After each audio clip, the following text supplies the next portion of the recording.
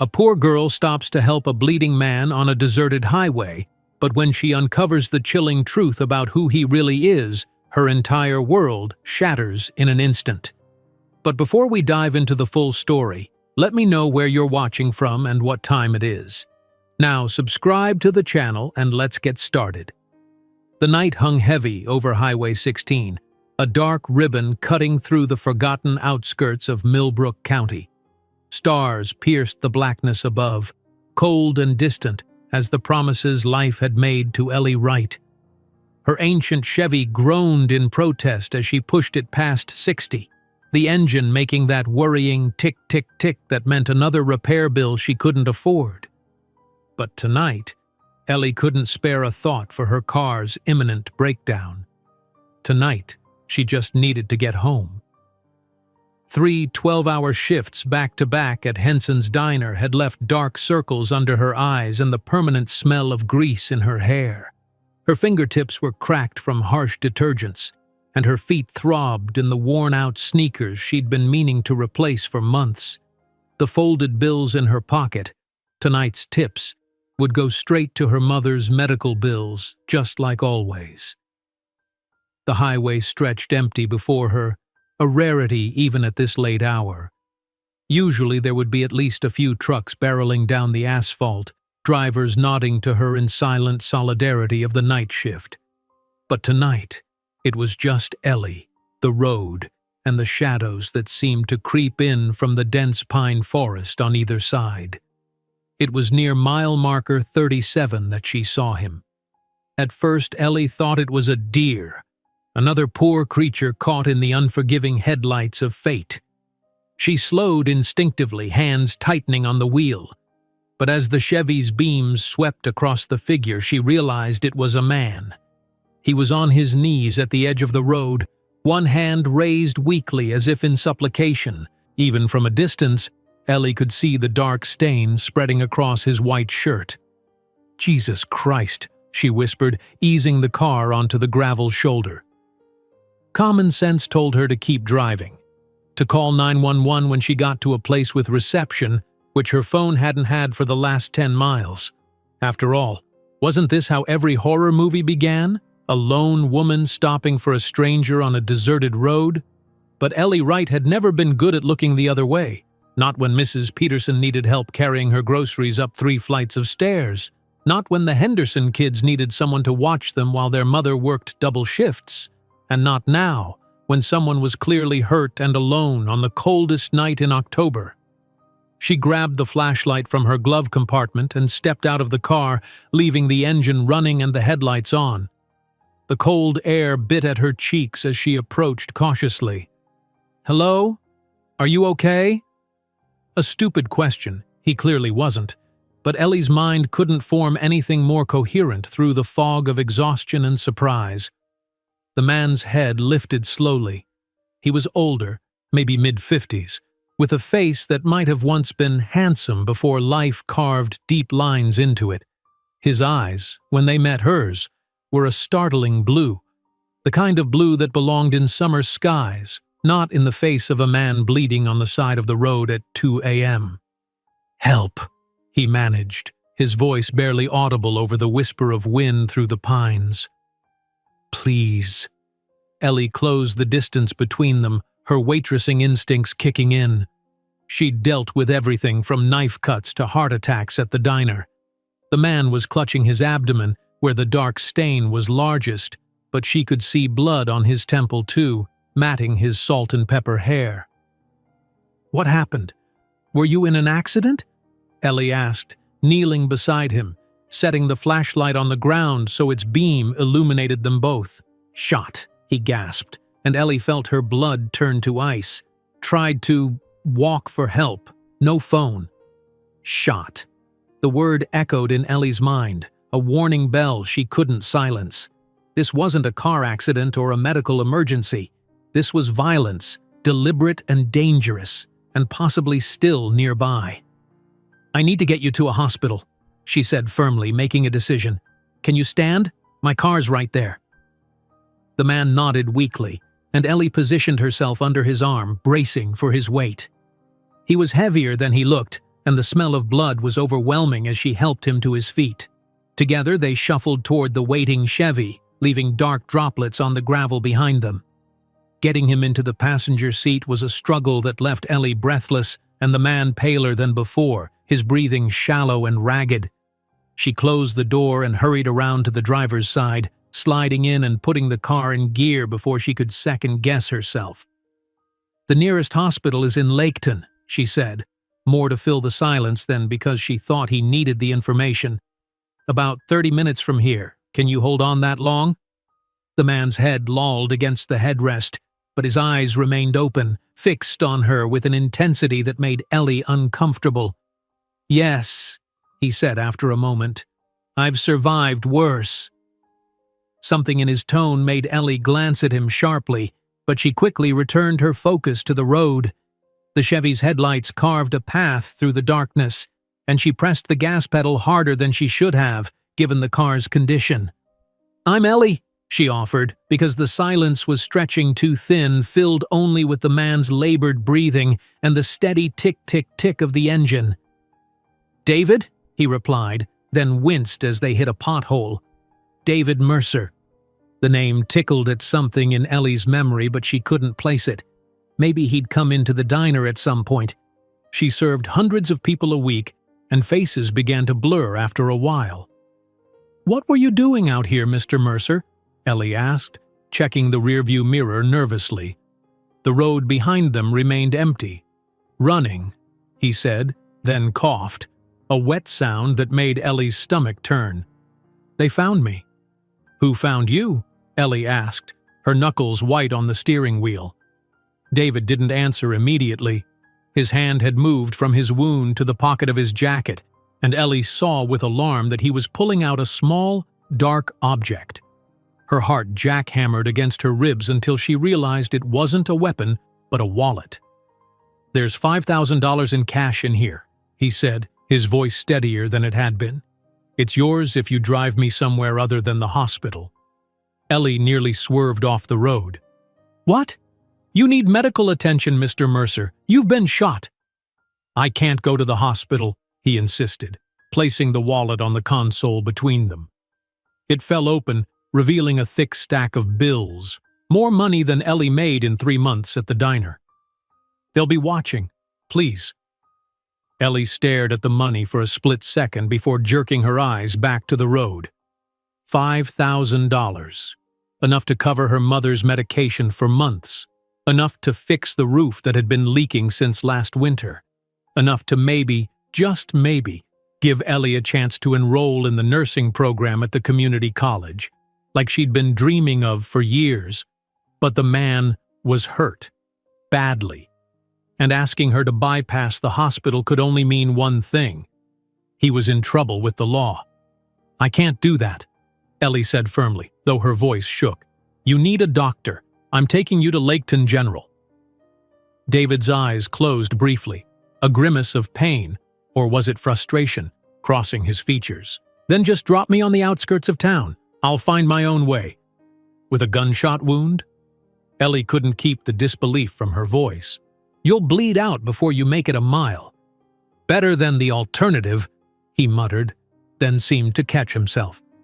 "Look, I'm not a bad person.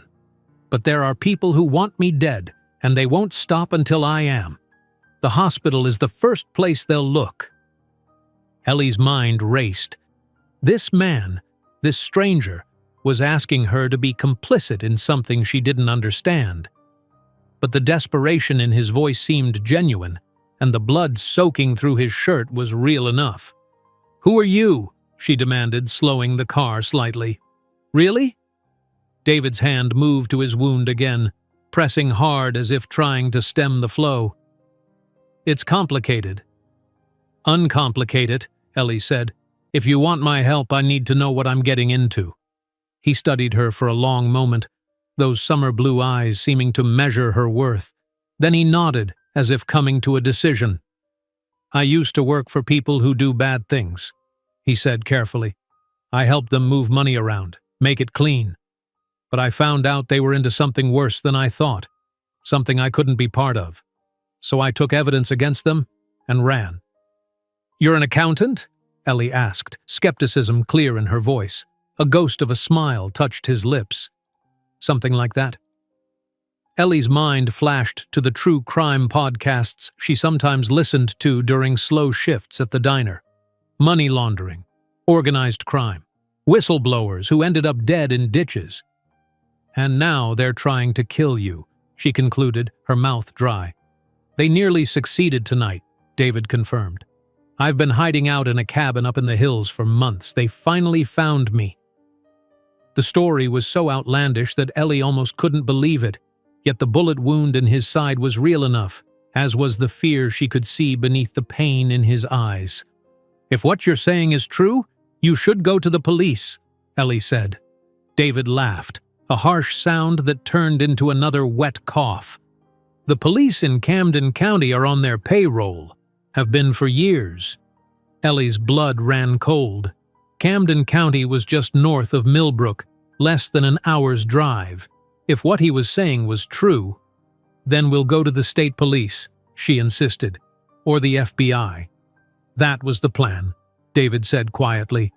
"I have a contact, someone I trust. He's waiting for me in Bell Harbor. That's where the evidence needs to go."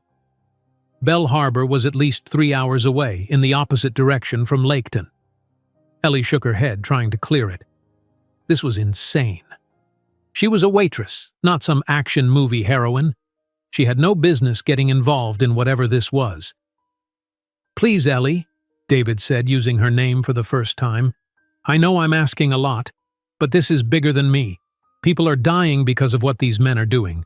I have proof that could stop them, but I need to get it to the right people."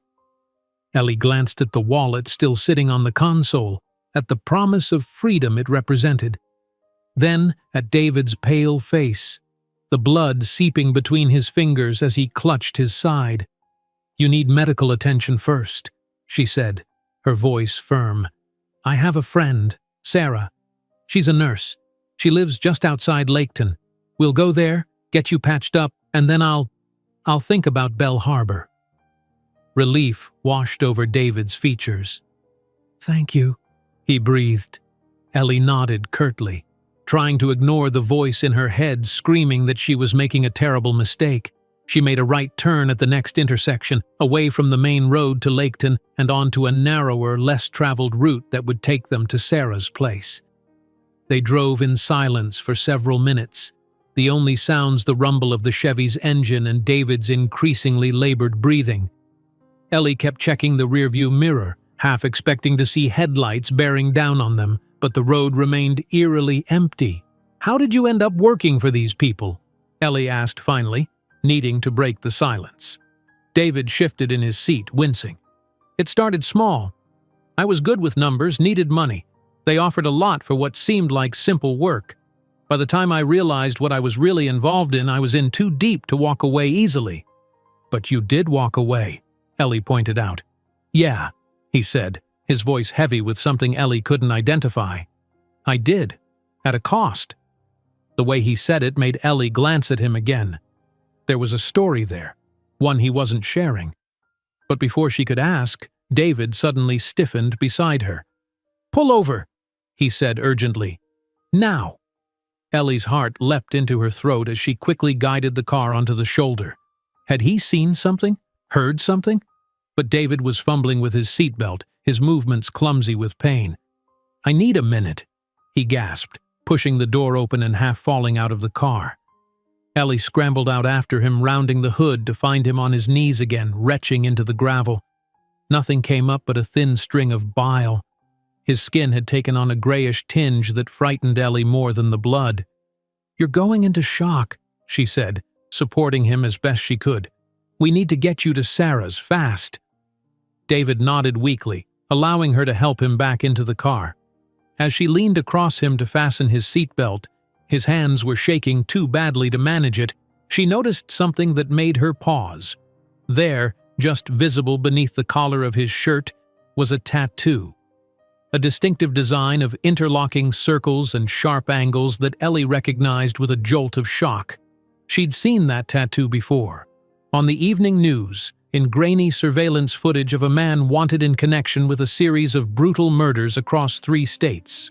A man whose face had been obscured, but whose tattoo had been highlighted as a key identifying feature. Ellie straightened slowly, fighting to keep her expression neutral, even as her mind raced. The man calling himself David Mercer wasn't just an accountant on the run from criminals. He might be one himself. Ellie closed the passenger door with trembling hands, her mind a whirlwind of conflicting thoughts. The tattoo. The distinctive design that had flashed across her TV screen just 2 weeks ago. The broadcaster's voice echoed in her memory. Authorities are searching for this man in connection with the deaths of 7 people across Illinois, Indiana, and Ohio. She walked around to the driver's side on autopilot, hyper-aware of every sound. The crunch of gravel beneath her shoes, the distant hoot of an owl, the labored breathing of the man in her passenger seat. The man who might be a murderer. Sliding behind the wheel, Ellie started the car with hands that felt disconnected from her body. She should drive straight to the police station. That would be the sensible thing to do. But David's words about corrupt local cops lingered in her mind. What if he was telling the truth about that part, at least? "Are you okay?" David asked, his voice weaker than before. Ellie realized she'd been sitting motionless, staring at the dark road ahead. "Fine," she said, her own voice sounding strange to her ears. "Just tired." She pulled back onto the road, mind racing. She needed time to think, to figure out what to do. Sarah's place was still 15 minutes away. 15 minutes to decide whether she was helping a whistleblower or aiding a killer. "Can I ask you something?" Ellie said, keeping her eyes fixed on the road. "Seems fair," David replied, shifting in his seat with a grimace. "That tattoo on your collarbone, what does it mean?" David stiffened almost imperceptibly, then relaxed with what seemed like conscious effort. "It's from my time in the military. Special Operations Unit. Long time ago." The lie, if it was a lie, came smoothly, without hesitation. Ellie nodded as if accepting his explanation, but her grip on the steering wheel tightened. "You were in the military?" she prompted, trying to keep her voice casual. 8 years, got out and needed work. That's when—" He trailed off, then continued in a lower voice. "That's when I made the mistake of accepting the wrong job offer." Ellie considered pushing further, asking more directly about the murders, but fear held her tongue. If he was the killer the news had warned about, confronting him would be dangerous. Best to play along until she could get help or get away. "We're almost to Sarah's," she said instead. "She'll be surprised to see us at this hour, but she's used to emergencies." David nodded weakly, his eyes drooping. The blood loss was taking its toll. Ellie wondered if he would even survive long enough for her to decide what to do about him. The turnoff to Sarah's cabin appeared ahead, a narrow dirt road leading into the woods. Ellie slowed, then made the turn. Sarah Davis had been her friend since high school, one of the few people from Millbrook who had managed to get out, get an education, and come back by choice rather than necessity. She'd bought this little place in the woods with her nurse's salary, saying she needed the peace and quiet after long hospital shifts. Right now, Ellie was grateful for that isolation. Whatever happened next, she didn't want innocent bystanders involved. The cabin came into view, a small A-frame with a welcoming porch light illuminating the front door. Ellie parked and turned to David. "Wait here, I'll get Sarah." David's eyes, which had been drifting closed, suddenly sharpened with alarm. "You're coming back, right?" The note of genuine fear in his voice gave Ellie pause. "Yes," she said after a moment. "I'm coming back." She hurried to the door and knocked. 3 rapid taps followed by 2 slower ones, their old signal from school days. After a moment, light flooded the windows and the door swung open to reveal Sarah, tousle-haired and bleary-eyed in flannel pajamas. "Ellie, what on earth?" "I need your help," Ellie cut in, keeping her voice low. "There's a man in my car. He's been shot." Sarah's eyes widened, sleepiness vanishing in an instant. "Shot? Have you called 911? It's complicated, Ellie hedged. He says he can't go to the hospital. Something about people looking for him. Sarah's expression changed from shock to wariness. Ellie, what have you gotten yourself into? I don't know, Ellie admitted, the words coming out more desperate than she intended. I found him on the highway. He was bleeding. I couldn't just leave him there. Sarah studied her friend's face for a long moment, then sighed. Bring him in. I'll get my kit. Together they helped David from the car and into the cabin, settling him on Sarah's couch. Under the bright indoor lighting he looked even worse, his skin waxy and pale, the blood stain on his shirt now an alarming size. This is beyond my home first aid skills, Sarah said after a cursory examination. He needs a hospital. No hospitals, David insisted, gripping Sarah's wrist with surprising strength. Please. Sarah looked to Ellie, who gave a small nod. With a resigned sigh, Sarah went to fetch her medical bag. I need to clean and dress the wound at minimum, she said, returning with supplies. And I'll give you something for the pain and to prevent infection. But I'm telling you right now, if that bullet is still in there or if there's internal damage I can't see, you could die. I'll take that chance, David said grimly. While Sarah worked, cutting away the bloodied shirt and cleaning the wound with methodical efficiency, Ellie paced the small living room. She needed to tell Sarah about her suspicions, but not with David right there. She caught her friend's eye and tilted her head toward the kitchen, hoping Sarah would understand. Ellie, can you get me some more clean towels? Sarah asked, picking up on the signal. In the kitchen under the sink.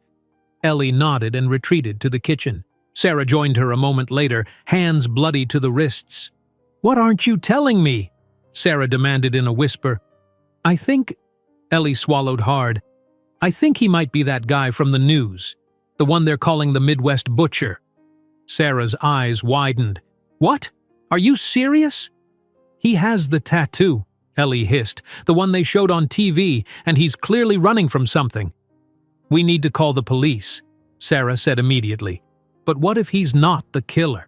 What if he's telling the truth about being a whistleblower? And what about what he said about the local police being corrupt? Sarah ran a hand through her already disheveled hair. Ellie, listen to yourself. You're basing this on what? His word? Meanwhile, that tattoo is actual evidence. I know, Ellie groaned. But something doesn't add up. The killer they described on the news was a sadist who tortured his victims. This guy, she gestured toward the living room. I don't know. There's something about him that doesn't fit that profile. Killers are masters of manipulation, Sarah warned. That's how they get close to their victims. The thought sent a chill down Ellie's spine. Was that what this was? Had she been manipulated from the moment she stopped on that highway? I'll finish treating him, Sarah said, grabbing the towels from under the sink. But I'm not comfortable with him staying here. As soon as he's stable, you both need to go. Ellie nodded, understanding her friend's position. I'll figure something out. They returned to the living room to find David with his eyes closed, breathing steadily. The wound had been cleaned and dressed with a temporary bandage. The bullet went straight through, Sarah reported. That's good news. Bad news is he's lost a lot of blood. Ideally, he'd get a transfusion. But he'll live? Ellie asked. If infection doesn't set in, and if there's no damage to internal organs that I can't see? Maybe. Sarah didn't sound optimistic. I've given him antibiotics and something for the pain. He's resting now. Ellie sank into an armchair, suddenly aware of how exhausted she was. It was nearly 4 a.m., and she'd been up since 5 the previous morning for her shift at the diner. You look dead on your feet, Sarah observed. Get some sleep. I'll keep an eye on him. I can't ask you to do that, Ellie protested. You're not asking, I'm offering. And besides, Sarah lowered her voice, I'm not thrilled about the idea of sleeping with a potential serial killer in my living room. I'll stay up. Ellie wanted to argue further, but exhaustion was pulling at her with insistent hands. Just for an hour, she conceded. Then wake me, and I'll take over." Sarah nodded, and Ellie curled up in the armchair, intending only to rest her eyes for a moment. Instead, she plunged immediately into a deep, dreamless sleep. When she woke, sunlight was streaming through the windows, and the smell of coffee filled the air. Ellie sat up with a jolt, disoriented. "Morning, sleepyhead," Sarah said from the kitchen doorway, a mug in her hand. "Or should I say afternoon?" "What time is it?" Ellie asked, rubbing her face. "Almost noon. You were out cold." "Noon?" Ellie's eyes flew to the couch where David lay still sleeping. "Why didn't you wake me?" Sarah shrugged. "You needed the rest. And surprisingly, our guest has been a model patient. Hasn't stirred much except to take the antibiotics I gave him a few hours ago." Ellie stood, stretching muscles stiff from sleeping in the chair. "Any change in his condition?" "He's holding steady. Still weak, but the bleeding has stopped and there's no sign of infection yet." Sarah handed Ellie the coffee mug. "I've been thinking about what you said, about him possibly being a whistleblower. I'm still not convinced, but I did some digging." She pulled out her tablet and brought up a news article. "The murders attributed to the Midwest butcher all follow a specific pattern. The victims are all men, mid-40s to early 60s, all with connections to corporations involved in chemical manufacturing or waste disposal." Ellie took the tablet, scanning the article with growing interest. "That's specific." "Very," Sarah agreed. "And there's more. Look at the dates." Ellie scrolled down, noting the timeline of the killings. They started about 8 months ago. Right around the time there was that big scandal with Crestchem dumping toxic waste into the Red Creek watershed, Sarah pointed out. "Remember? 3 kids got sick from playing in the contaminated water." Ellie remembered. The story had been all over local news, then mysteriously faded away. Crestchem had issued a bland statement denying responsibility, and that had been the end of it.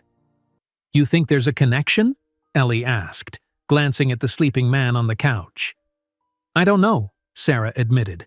"But it's odd, isn't it? The timing, the specific victims, and there's something else."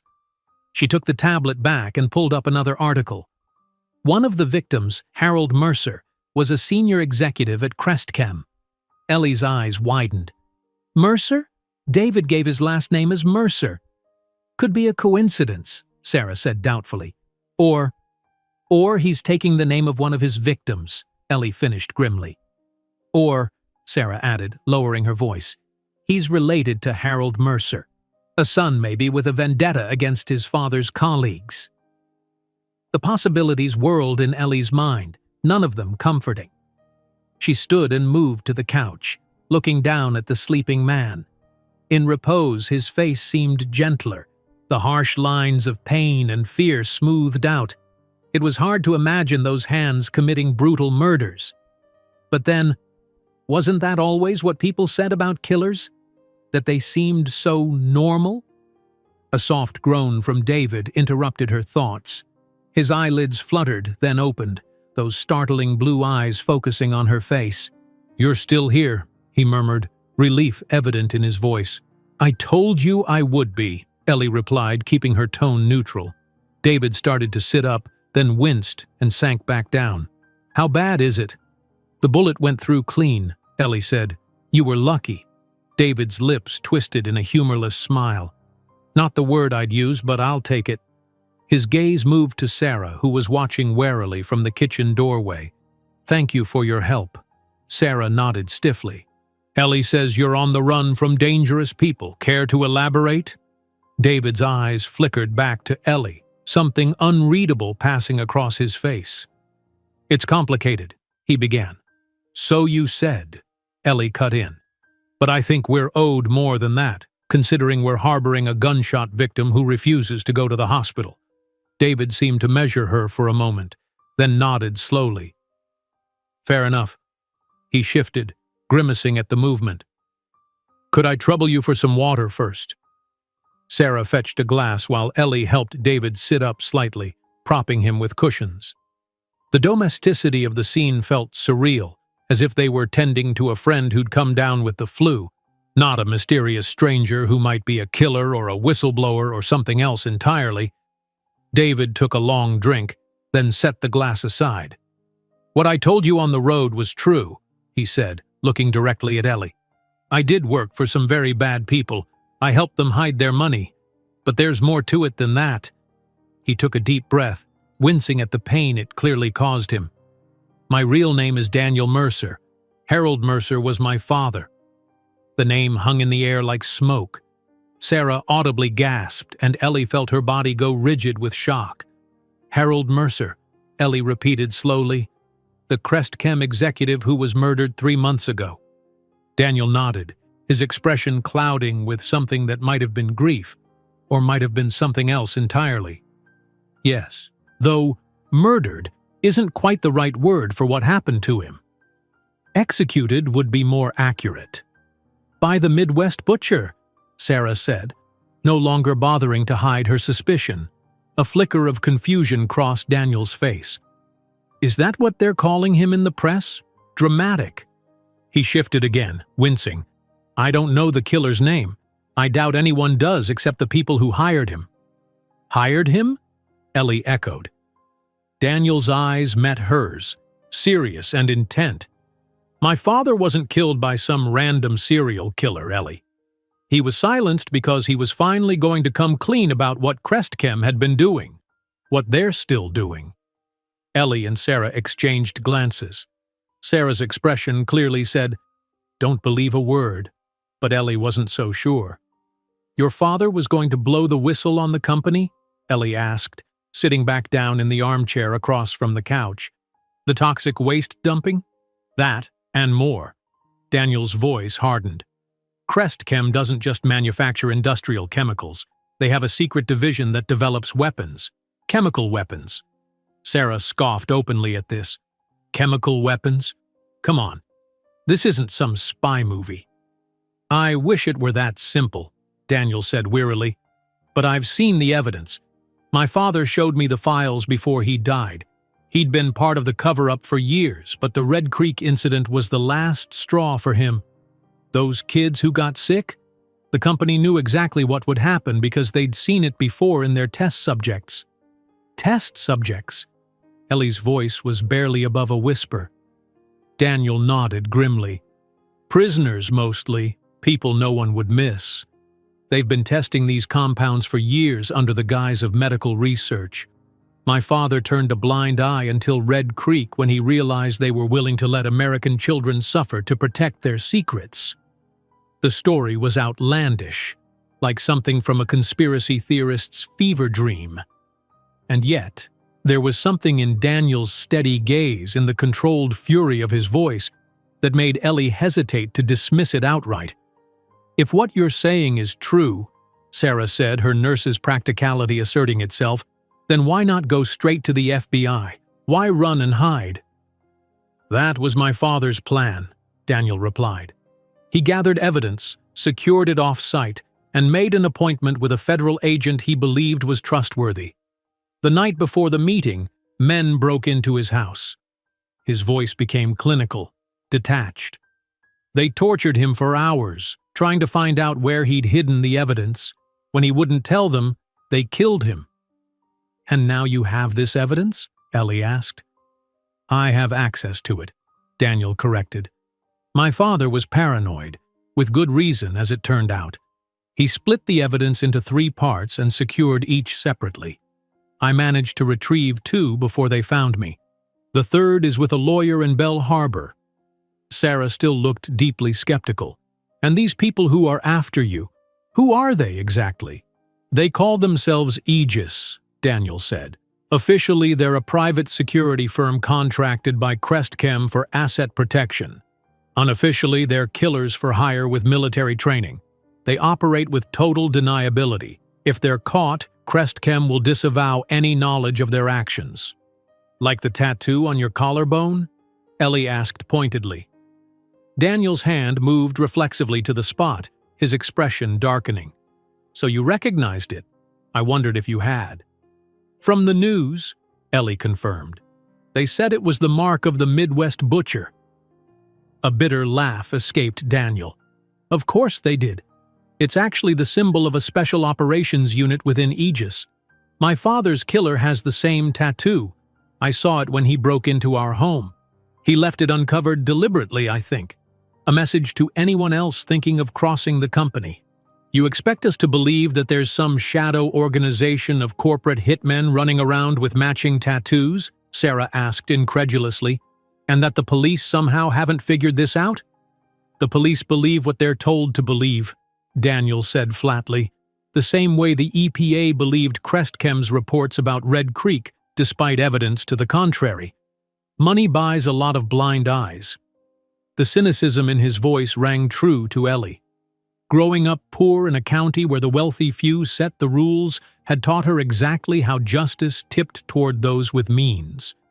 Still, chemical weapons and corporate assassins seemed far-fetched. If your father was murdered 3 months ago, Ellie asked slowly, why have there been more killings since then? Because my father wasn't the only one with a conscience, Daniel replied. Once he started talking to colleagues about coming forward, a few others agreed to join him. They're being picked off one by one. Sarah crossed her arms, still unconvinced. And where do you fit into all this? You said you worked for bad people. Was that Crestchem? Daniel shook his head, then immediately regretted the movement, judging by his grimace. No, I was an accountant for Aegis itself, if you can believe it. My father got me the job when I finished business school. I thought I was just managing legitimate security contracts. It wasn't until after he died that I realized what I'd really been doing, helping them hide payments for murders. His voice cracked on the last word, and for the first time, Ellie saw raw emotion break through his composed exterior. I've been unwittingly complicit in God knows how many deaths, including my own father's. That's why I have to get this evidence out. It's the only way to make any of this right. Silence fell in the cabin as Ellie and Sarah absorbed his story. Outside, birds chirped in the afternoon sunlight, the peaceful sound at odds with the dark tale they'd just heard. I need to change your bandage, Sarah said finally, her tone making it clear she hadn't decided whether to believe him or not. And check for signs of infection.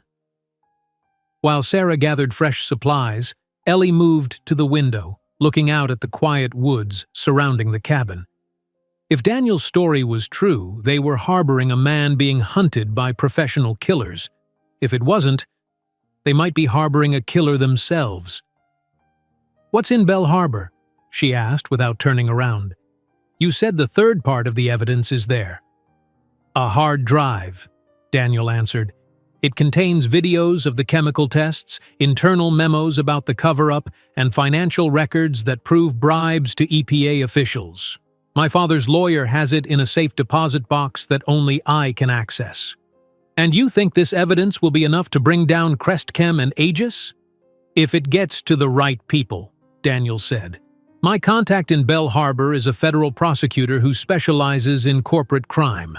Once he has the complete set of evidence, he can take it straight to a grand jury. Sarah returned with fresh bandages and began carefully removing the old dressing from Daniel's wound. This looks better than I expected, she remarked, professional interest momentarily overriding her suspicion. The bullet made a clean exit and there's no sign of infection yet. Daniel winced as she cleaned the wound. I'm lucky you're a skilled nurse. You're lucky Ellie has a bleeding heart, Sarah corrected him. Most people would have driven right past a strange man on the highway at 2 a.m. Daniel's eyes found Ellie's across the room. I know, he said quietly. I don't think I properly thanked you for stopping. Something in his gaze made Ellie uncomfortable, a vulnerability that didn't fit with either the cold-blooded killer from the news reports or the corporate whistleblower he claimed to be. She looked away. What's your plan now? She asked. You're in no condition to travel to Bell Harbor. I'll rest today, leave tonight, Daniel said, as if it were the most reasonable thing in the world. I can't stay in one place too long, it puts everyone at risk. Sarah finished applying the fresh bandage and stood gathering the used supplies. You've lost a significant amount of blood, even with the antibiotics I've given you, Attempting a 3-hour journey tonight would be extremely ill-advised. I don't have much choice, Daniel insisted. Aegis is thorough. They'll check hospitals, clinics, even veterinary offices for someone with a gunshot wound. It won't take them long to expand their search to homes of medical personnel in the area. The implication was clear. Sarah and Ellie were already in danger simply by association. Ellie felt a chill despite the warm sunlight streaming through the windows. "I need to get home," she said abruptly. "My mother will be worried, and I need clean clothes." Sarah gave her a sharp look. "I don't think you should go anywhere alone." "I'll be fine," Ellie assured her. "My place is only 20 minutes from here, and I doubt anyone's looking for me specifically." "Not yet," Daniel said grimly. "But if anyone saw you pick me up on the highway?" The possibility hadn't occurred to Ellie. The road had been deserted, but that didn't mean no one was watching. She thought of her mother, alone and vulnerable in their small house on the edge of town, and anxiety tightened her chest. "I need to check on my mom," she said firmly. "I can't just disappear without explanation. I'll be careful, I promise." Sarah sighed in resignation. "Take my phone at least. Yours probably still doesn't have reception out here, and I want you to call the second you arrive home." Ellie nodded, accepting the device. "I'll be back in a couple of hours. Try not to kill each other while I'm gone, okay?" The weak joke fell flat. Daniel looked genuinely concerned while Sarah just seemed exasperated. Ellie gathered her jacket and keys, suddenly eager to escape the tension of the cabin, to have a moment alone to process everything she'd learned. "Be careful," Daniel called as she reached the door. "And Ellie, thank you for believing me." Ellie paused, her hand on the doorknob. "I never said I believed you." Daniel's smile was tired but genuine. "You didn't need to." Outside, the afternoon sun felt unnaturally bright after the dimness of the cabin. Ellie got into her Chevy, which now had dried bloodstains on the passenger seat, evidence of the strange turn her life had taken in just a few hours. The drive to her mother's house was uneventful, the familiar landscape of pine trees giving way to scattered houses, and finally the outskirts of Millbrook itself. The town looked exactly as it always did. The same peeling storefronts, the same faded billboards advertising local businesses, the same hopelessness hanging in the air like dust. Hard to believe that just a few miles away, a man was hiding from corporate assassins with evidence of crimes that could shake the foundations of a major company. If his story was true, that is. Ellie still wasn't entirely convinced. Her mother's house, her house too, though it had never really felt like home, came into view at the end of the street. A small, tired-looking bungalow with peeling paint and a sagging front porch. The sight of it usually filled Ellie with a mixture of love and resignation, but today all she felt was relief that it appeared undisturbed. She parked in the driveway and checked her surroundings carefully before getting out of the car. Nothing seemed amiss. No unfamiliar vehicles, no movement where there shouldn't be. Still, she couldn't shake the feeling of being watched as she climbed the porch steps and unlocked the front door. "Mom?" she called softly, stepping inside. "It's just me." The house was quiet except for the gentle hum of the medical equipment in her mother's bedroom, the oxygen concentrator that had become the soundtrack of their lives since the cancer diagnosis 2 years ago. Ellie moved through the small living room, noting that everything was as she'd left it. Her mother must still be sleeping. That was good. Sleep was the only real respite Marion Wright had these days. She crept to her mother's bedroom door and peeked in. Marion lay in the hospital bed that dominated the small room, her thin frame barely making a bump under the blankets. Her breathing was steady, her face peaceful in sleep. Ellie watched for a moment, love and sorrow tangling in her chest as they always did. The peaceful scene was interrupted by the sound of a car pulling up outside. Ellie froze, listening intently. Not the rattle of Mrs. Peterson's old station wagon, nor the distinctive growl of the mail carrier's truck. This was a smooth, powerful engine that didn't belong in their neighborhood. Heart thudding, Ellie moved to the living room window and carefully peered out through the gap in the curtains. A black SUV with tinted windows had parked across the street, its engine still running. As she watched, a man in a dark suit stepped out, surveying the street with methodical precision. He was tall and well-built, his movements suggesting military training or law enforcement experience. But it was what she glimpsed at his collar when he turned that made Ellie's blood run cold. A tattoo. The same interlocking design that marked Daniel Mercer's skin. One of the Aegis killers had found her home. Terror shot through Ellie like an electric current. They'd found her already, which meant they knew she'd helped Daniel, knew where she lived, knew about her mother. Her mind raced as the man from the SUV spoke into what appeared to be a radio clipped to his shoulder. He was calling for backup. Soon there would be more of them. Ellie ducked away from the window and hurried back to her mother's bedroom. She had to get them both out of there, and fast. But how? Her mother was frail, dependent on the oxygen concentrator. Moving her wasn't as simple as just helping her to the car. "Mom," Ellie whispered urgently, gently shaking Marion awake. "Mom, we need to go." Marion's eyes fluttered open, confusion clouding her gaunt features. "Ellie, what's wrong, honey?" "We need to leave the house right now," Ellie said, trying to keep her voice steady. "Can you sit up for me?" Years of illness had taught Marion to trust her daughter's judgment without question. She struggled to a sitting position while Ellie disconnected the nasal cannula from the concentrator and switched to the portable oxygen tank they kept for doctor's appointments. It had maybe 4 hours of oxygen left. Not much, but it would have to do. "There are men outside who want to hurt us," Ellie explained quietly as she helped her mother into a robe. "We need to go out the back door and through the woods to Mrs. Chambers' house. Can you make it that far with my help?" Mrs. Chambers was their elderly neighbor whose property backed up to theirs. The woods between the houses weren't dense, more of a thick stand of trees that provided privacy between properties.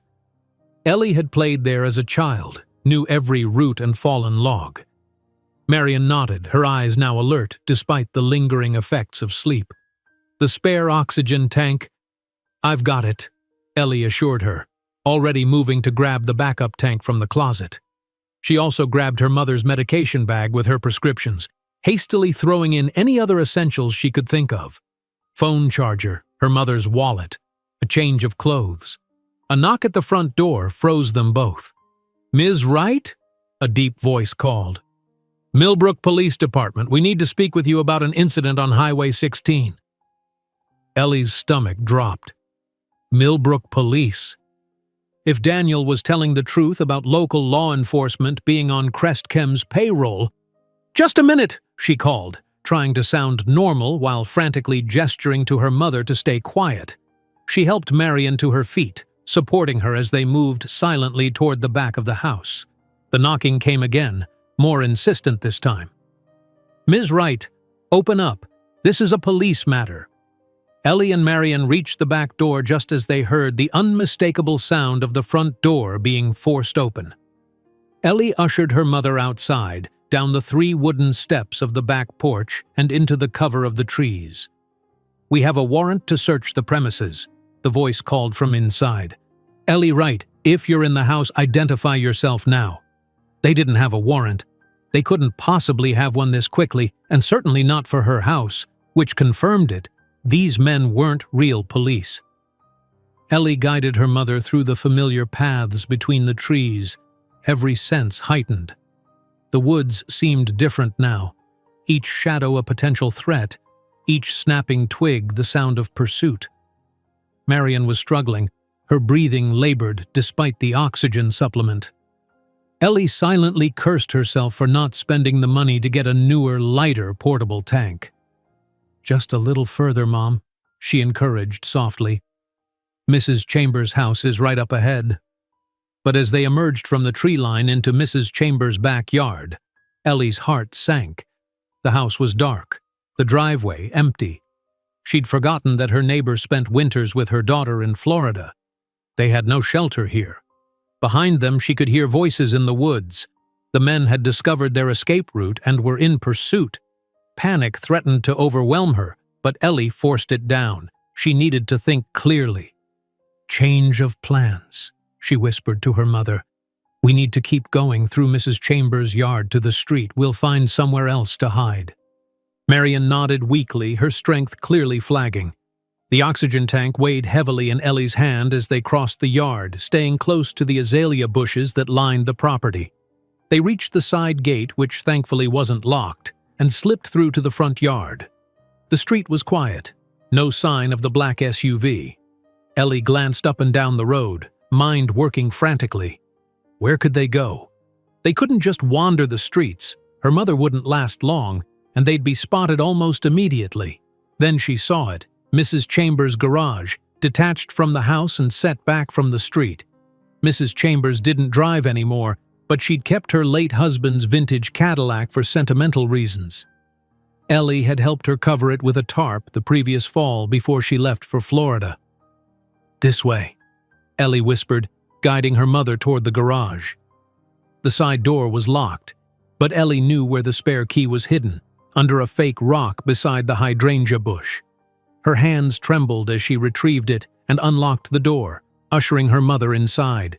The garage was dark and musty, smelling of old motor oil and dust. Ellie helped her mother settle on a workbench, then quickly closed the door behind them, throwing them into near-complete darkness save for thin strips of daylight coming through the windows. "What's happening, Ellie?" Marion asked, her voice thin with fear and exhaustion. "Who are those men?" Ellie knelt beside her mother, taking her frail hands in her own. "It's complicated, Mom. Last night I picked up a man who was hurt on the highway. I think the men looking for us are the same ones who hurt him." "Why would they want you? Or me?" Marion asked. "Because I helped him," Ellie said simply. "And now I need to call my friend Sarah. She'll know what to do." She fished Sarah's phone from her pocket, relieved to see it had signal. She dialed Sarah's number, listening to it ring while keeping an eye on the thin slice of street visible through the dusty window. "Ellie, are you okay?" Sarah answered immediately. "No," Ellie whispered. "There are men at my house. One of them has the tattoo Daniel described. They're pretending to be police. Mom and I are hiding in Mrs. Chambers' garage, but I don't know how long we'll be safe here." There was a brief silence on the other end. Then Sarah's voice came back, tight with concern. "I'll come get you, just hang tight." "No," Ellie hissed. "They might be watching the roads. And Mom can't travel far. She's already exhausted from the walk through the woods." She heard Sarah conferring with someone, Daniel, presumably, then returning to the phone. "Daniel says these people won't give up. They're going to search the entire neighborhood. You need to get somewhere more secure." "I don't have anywhere else to go," Ellie said, desperation creeping into her voice. "Mom's oxygen tank only has a few hours left and we left all her other supplies at home." More muffled conversation on Sarah's end then. "Daniel wants to talk to you." There was a rustling as the phone changed hands, then Daniel's voice came through, strained but clear. "Ellie, listen to me. These men are thorough and methodical. They won't stop until they find you. Your best option is to get to a public place with lots of witnesses. They won't try anything in a crowd." "My mother can barely walk," Ellie responded. "I can't just take her to the mall." "A hospital, then," Daniel suggested. "They'll be watching hospitals for me, but they won't expect you to go there. Your mother can get the care she needs, and you'll be surrounded by staff and security." It wasn't a terrible idea, except for one glaring problem. "We don't have insurance anymore," Ellie admitted. "Not since Mom's benefits ran out. We can't afford an ER visit." Daniel was quiet for a moment. "The money I offered you, the $5,000, it's yours. Use it for your mother's care." Ellie remembered the wallet she'd seen in the car, still lying on the console where he'd left it. She hadn't taken it. Couldn't bring herself to. "It's still in my car," she told him. "And my car's at my house where those men are." "Damn," Daniel muttered. Then with renewed urgency, "Ellie, check Mrs. Chambers' garage. Is there a car inside?" Ellie glanced at the tarp-covered shape taking up most of the garage. Yes, an old Cadillac, but it probably hasn't been started in years. Check if the keys are there. Old people often leave keys in their unused vehicles. Ellie rose and moved to the car, carefully lifting a corner of the tarp. The Cadillac was pristine under its protective covering, gleaming white paint and chrome untouched by time. And there, hanging from the ignition, was a key. "The key's in it," she reported, hope flickering to life. "Perfect. If it starts, take it. Get to Laketon Memorial Hospital. It's about 30 minutes from Millbrook, right?" "Yes," Ellie confirmed. "But I can't just steal Mrs. Chambers' car." "You're not stealing it. You're borrowing it in an emergency," Daniel countered. "I promise we'll make sure it gets back to her. This is life or death, Ellie." As if to emphasize his point, shouting erupted from the direction of Ellie's house. Through the garage window, she could see more men in dark clothing moving through the neighborhood, spreading out in a search pattern. "Okay," she agreed finally. "We'll try for Laketon Memorial. But what about you and Sarah?" "We'll meet you there," Daniel assured her.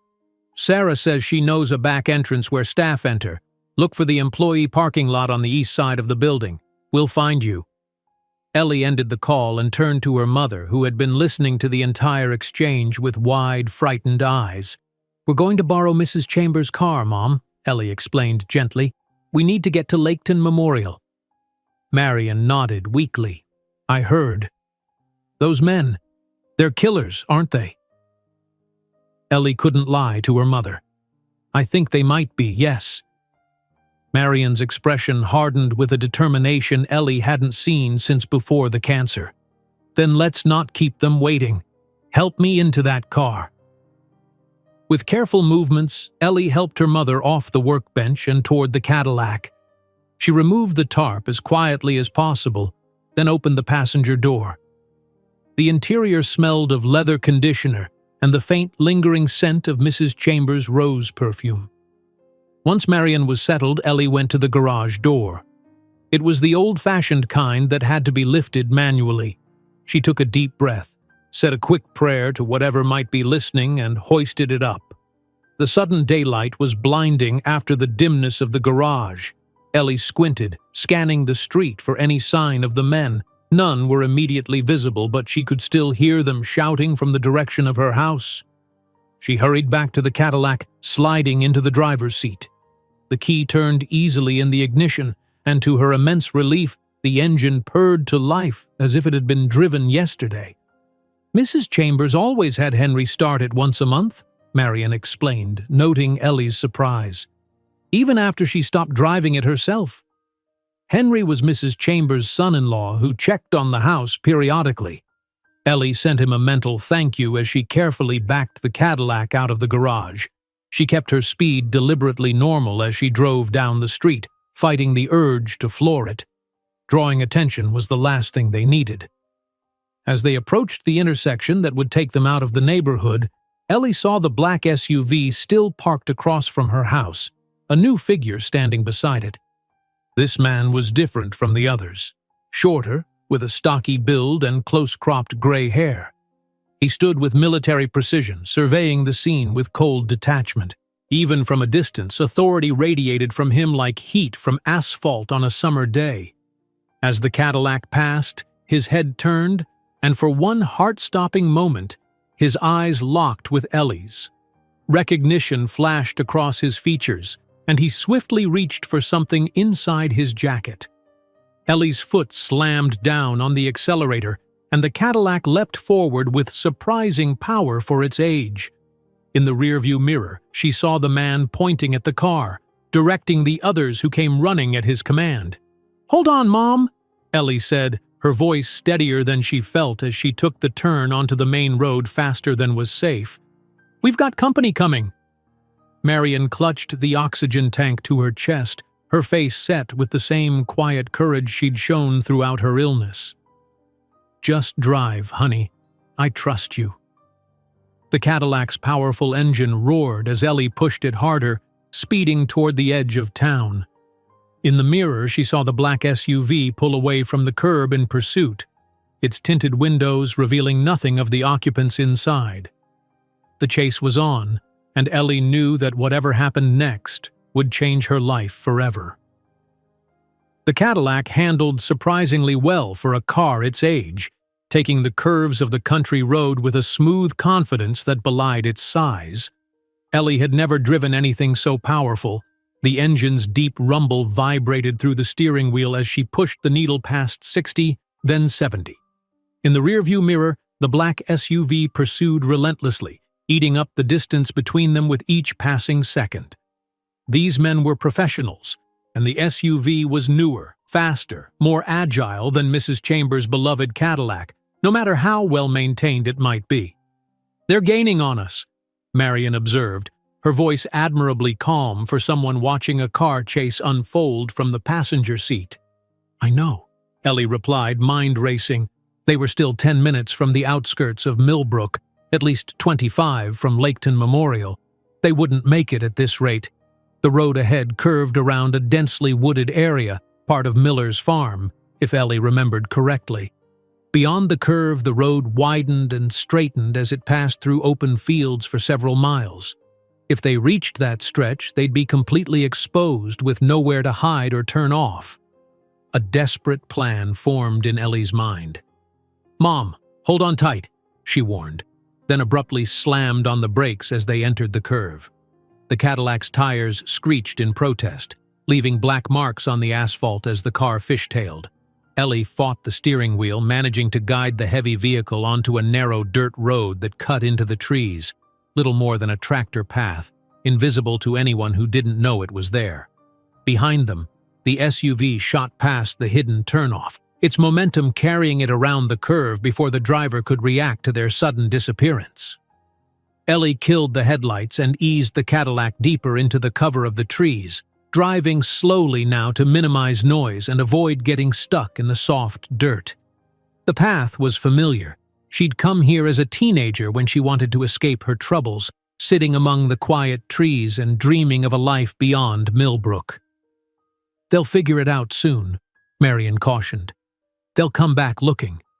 "I know," Ellie said, navigating a particularly rough section of the path. "But this buys us some time. There's an old equipment shed about half a mile in. We can hide the car there." The woods grew thicker around them, branches scraping against the Cadillac's pristine paint job. Ellie winced, thinking of how Mrs. Chambers would react to the damage. But that was a problem for later, if they survived this. The equipment shed appeared around a bend, a dilapidated structure of weathered wood with a sagging metal roof. The door hung half open, as if inviting them in. Ellie carefully maneuvered the Cadillac inside, the luxury vehicle looking absurdly out of place among the rusted farm tools and moldering hay bales. She cut the engine and they sat in sudden silence, broken only by their rapid breathing and the ticking of the cooling engine. Ellie checked Sarah's phone. Still had signal, but the battery was down to 47%. She quickly dialed. "We had to go off-road," she whispered when Sarah answered. "We're hiding in an old shed on Miller's farm. The men are still looking for us." "Are you both okay?" Sarah asked. "For now, but Mom's getting tired, and I don't know how much longer her oxygen will last." There was a pause, then Daniel's voice came on the line. "Listen carefully, Ellie. These men won't give up. Even if you lose them temporarily, they'll set up roadblocks, contact their people in the local police. You're going to need a different way out." "I'm open to suggestions," Ellie said, trying to keep the edge from her voice. "Sarah knows someone with a medical transport helicopter," Daniel replied. "A pilot she worked with at Laketon Memorial. If we can reach him, he might be able to pick you up somewhere open. A field, maybe." Ellie remembered the wide pasture on the far side of Miller's farm. "There's a place that could work. But are you sure we can trust this pilot?" "He's a good man," Sarah's voice came back, strong and certain. "He's flown medevac missions in war zones. Josh won't ask questions if I tell him it's an emergency." "Okay," Ellie agreed, relief washing through her. "How soon can he get here?" "I'll call him now," Sarah promised. "Stay hidden, keep your phone on silent. I'll text when I have more information." The call ended, and Ellie turned to her mother. In the dim light filtering through the shed's dirty windows, Marion looked ghostly, her skin nearly translucent. The stress of their escape was taking a visible toll. "How are you holding up, Mom?" Ellie asked softly. Marion attempted a smile. "I've been better, but I'm still here." Ellie checked the oxygen tank gauge with growing concern. They had maybe 2 hours left at most. "Sarah has a plan to get us out of here. A helicopter." "Well, that's exciting," Marion said with weak humor. "I've never been in a helicopter before." Ellie smiled despite everything. Her mother's resilience had always amazed her. Through the initial cancer diagnosis, the treatments that seemed worse than the disease, the gradual realization that remission wasn't in the cards. Marion Wright had faced it all with the same quiet dignity she was showing now. A sudden noise outside made them both freeze. Tires on dirt, the low rumble of an engine. The SUV had found the turnoff. Ellie quickly turned off Sarah's phone to eliminate even the glow of the screen.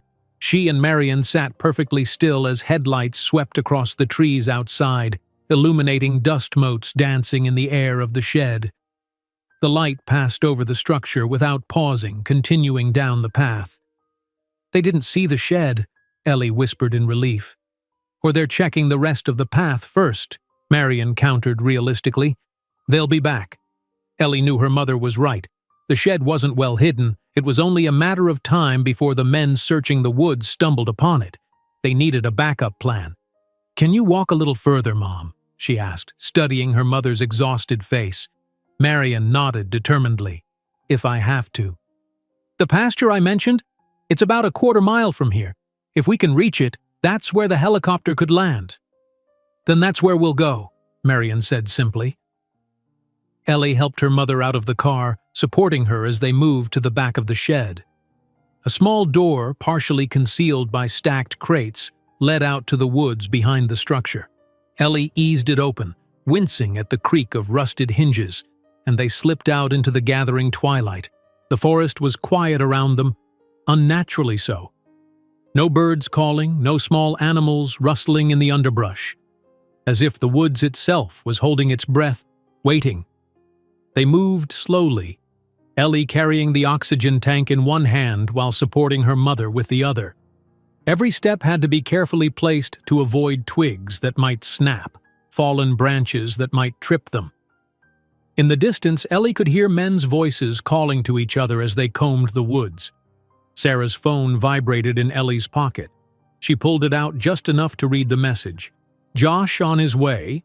20-minute GPS cords?"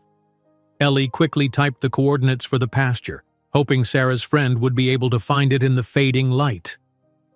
They had covered perhaps half the distance to the pasture when Marion stumbled, nearly falling.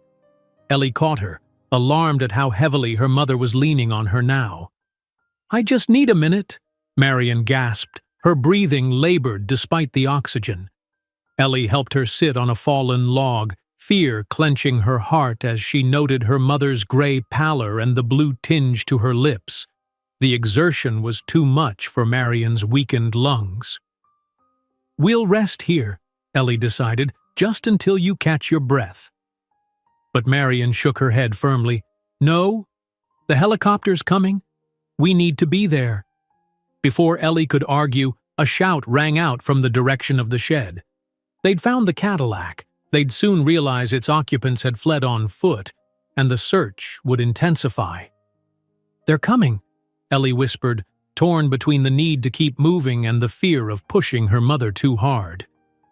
Marion straightened, a new resolve in her eyes. "Then let's not keep them waiting. Help me up." With renewed determination, they pressed on through the darkening woods. The pasture was just ahead. Ellie could see the open space through the trees, the last rays of sunset painting the tall grass in gold and amber. They reached the edge of the woods just as full darkness descended. The pasture stretched before them, a vast open space under a sky now pricked with stars. In the distance, Ellie thought she could hear the faint thrum of helicopter blades. "We made it," she said, relief washing through her. I can hear the helicopter coming." But Marion had gone alarmingly still beside her, her breathing a harsh rasp, even with the oxygen. "Ellie," she managed, her voice barely audible. "I can't. I need to rest." "No, Mom, please," Ellie begged, panic rising. "It's just across the field. We're so close." Marion shook her head weakly. "You go. Signal the helicopter. I'll wait here." "I'm not leaving you," Ellie insisted fiercely.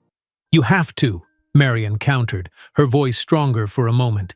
"If they find us both here, it's over. Go. I'll be fine for a few minutes." The sound of the helicopter was clearer now, accompanied by the unmistakable noise of men crashing through the underbrush behind them. They were running out of time. Tears blurred Ellie's vision as she made the hardest decision of her life. "I'll be right back," she promised, squeezing her mother's cold hand.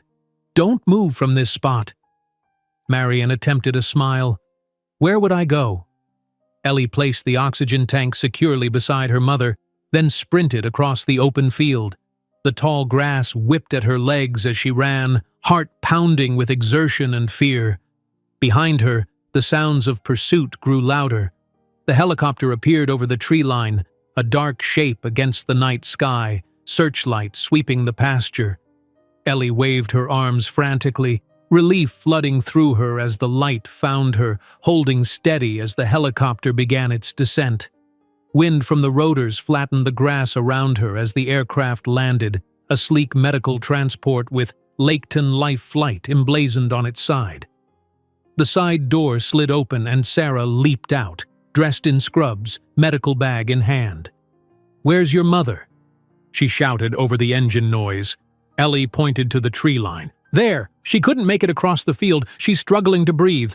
Sarah nodded grimly. "Stay here with Josh. I'll get her." Before Ellie could protest, a man appeared at her side, presumably Josh, the pilot. He was tall and wiry, with the weathered face of someone who'd seen too much. "Let her go," he advised, holding Ellie back as she tried to follow Sarah. "Your friend knows what she's doing." Ellie watched anxiously as Sarah sprinted toward the trees, disappearing into the darkness where Marion waited. The seconds stretched into an eternity as she strained to see what was happening. Then a shout, a flash of light at the tree line, the crack of what could only be gunfire. "Sarah!" Ellie screamed, breaking free of Josh's grasp and starting toward the trees. The pilot caught her arm. "You can't help her by getting yourself killed," he said urgently. "We need to be ready to take off the second they reach us." More gunfire erupted from the woods, followed by shouts of men in pursuit. Then, emerging from the darkness, two figures, Sarah, half carrying, half dragging Marion, the oxygen tank abandoned in their flight. "Start the engine," Josh yelled to his co-pilot, who had remained at the controls. The helicopter's rotors, which had slowed during their wait, began to spin faster, the engine whining as it built power. Josh ran to help Sarah with Marion, taking the older woman's weight as they hurried toward the aircraft. Ellie rushed to her mother's other side, heart seizing at the blue tinge of Marion's lips, the desperate gasping as she fought for air without her oxygen. "She needs O2 now," Sarah shouted as they reached the helicopter. Josh helped them inside, then jumped into the pilot's seat. The helicopter lifted off just as dark figures emerged from the tree line, weapons raised. Sarah had already strapped an oxygen mask to Marion's face, connecting it to the helicopter's supply. Ellie held her mother's hand tightly, whispering encouragement as color slowly returned to Marion's cheeks. Through the window, Ellie could see the men below growing smaller as the helicopter gained altitude. Their escape had been successful, but at what cost? And where were they going now? As if reading her mind, Sarah leaned close and shouted over the engine noise, "We're headed to Bell Harbor. Daniel's already on his way there." Bell Harbor, the coastal city where Daniel's evidence was stored, where his contact in the federal prosecutor's office waited. It seemed they were committed to his cause now, whether they wanted to be or not. Ellie looked down at her mother, now breathing more easily with proper oxygen, and at Sarah, who had risked her life to save them. Then out at the darkened landscape below, the place she'd called home her entire life, now receding into the distance. In less than 24 hours, her world had turned upside down. She'd gone from a waitress with simple problems to a fugitive being hunted by killers, all because she'd stopped to help a bleeding man on a deserted highway. And somewhere ahead, in Bell Harbor, the truth waited, a truth that might be worth dying for if Daniel was to be believed, a truth that had already cost lives and would likely cost more before this was over. The helicopter banked, turning toward the coast, carrying them toward whatever fate awaited. The helicopter descended through low clouds, Bell Harbor emerging below them like a model city coming into focus. From the air, it looked peaceful, a picturesque coastal town with its harbor full of boats, streets laid out in orderly grids, squares of green where parks broke up the urban landscape. Hard to believe that somewhere in that tranquil scene, deadly secrets were hidden and killers might already be waiting. Josh brought the aircraft down on the helipad of Bell Harbor Regional Medical Center, the landing so smooth that Ellie barely felt the touchdown. During the 2-hour flight, Sarah had tended to Marion, whose condition had stabilized with proper oxygen and the medications Sarah had brought in her medical bag. "I've called ahead," Josh said, powering down the engines. "There's a doctor waiting who owes me a favor. He'll admit your mother with no questions asked." Ellie felt a surge of gratitude toward this stranger who'd risked so much to help them. "Thank you. I don't know how we can ever repay you." Josh shrugged, his weathered face creasing in a slight smile. "Sarah saved my sister's life once. Far as I'm concerned, I'm still in her debt, not the other way around." As promised, a doctor met them at the helipad with a wheelchair for Marion. He was middle-aged with kind eyes and a reassuring manner, introducing himself as Dr. Chen. "We'll get your mother settled in a private room," he told Ellie as they wheeled Marion toward an elevator. "Sarah briefed me on her condition. We'll start her on supplemental oxygen and monitor her closely." "What about paperwork? Insurance?" Ellie asked anxiously. The fear of crushing medical bills was so ingrained she couldn't let it go, even in these extraordinary circumstances. Dr. Chen waved a dismissive hand. "We'll worry about that later. For now, let's focus on getting her comfortable." The hospital corridors were quiet at this late hour, their footsteps echoing off the polished floors. Ellie stayed close to her mother, still processing the bizarre events that had brought them here. 24 hours ago, she'd been serving coffee and pie at Henson's Diner.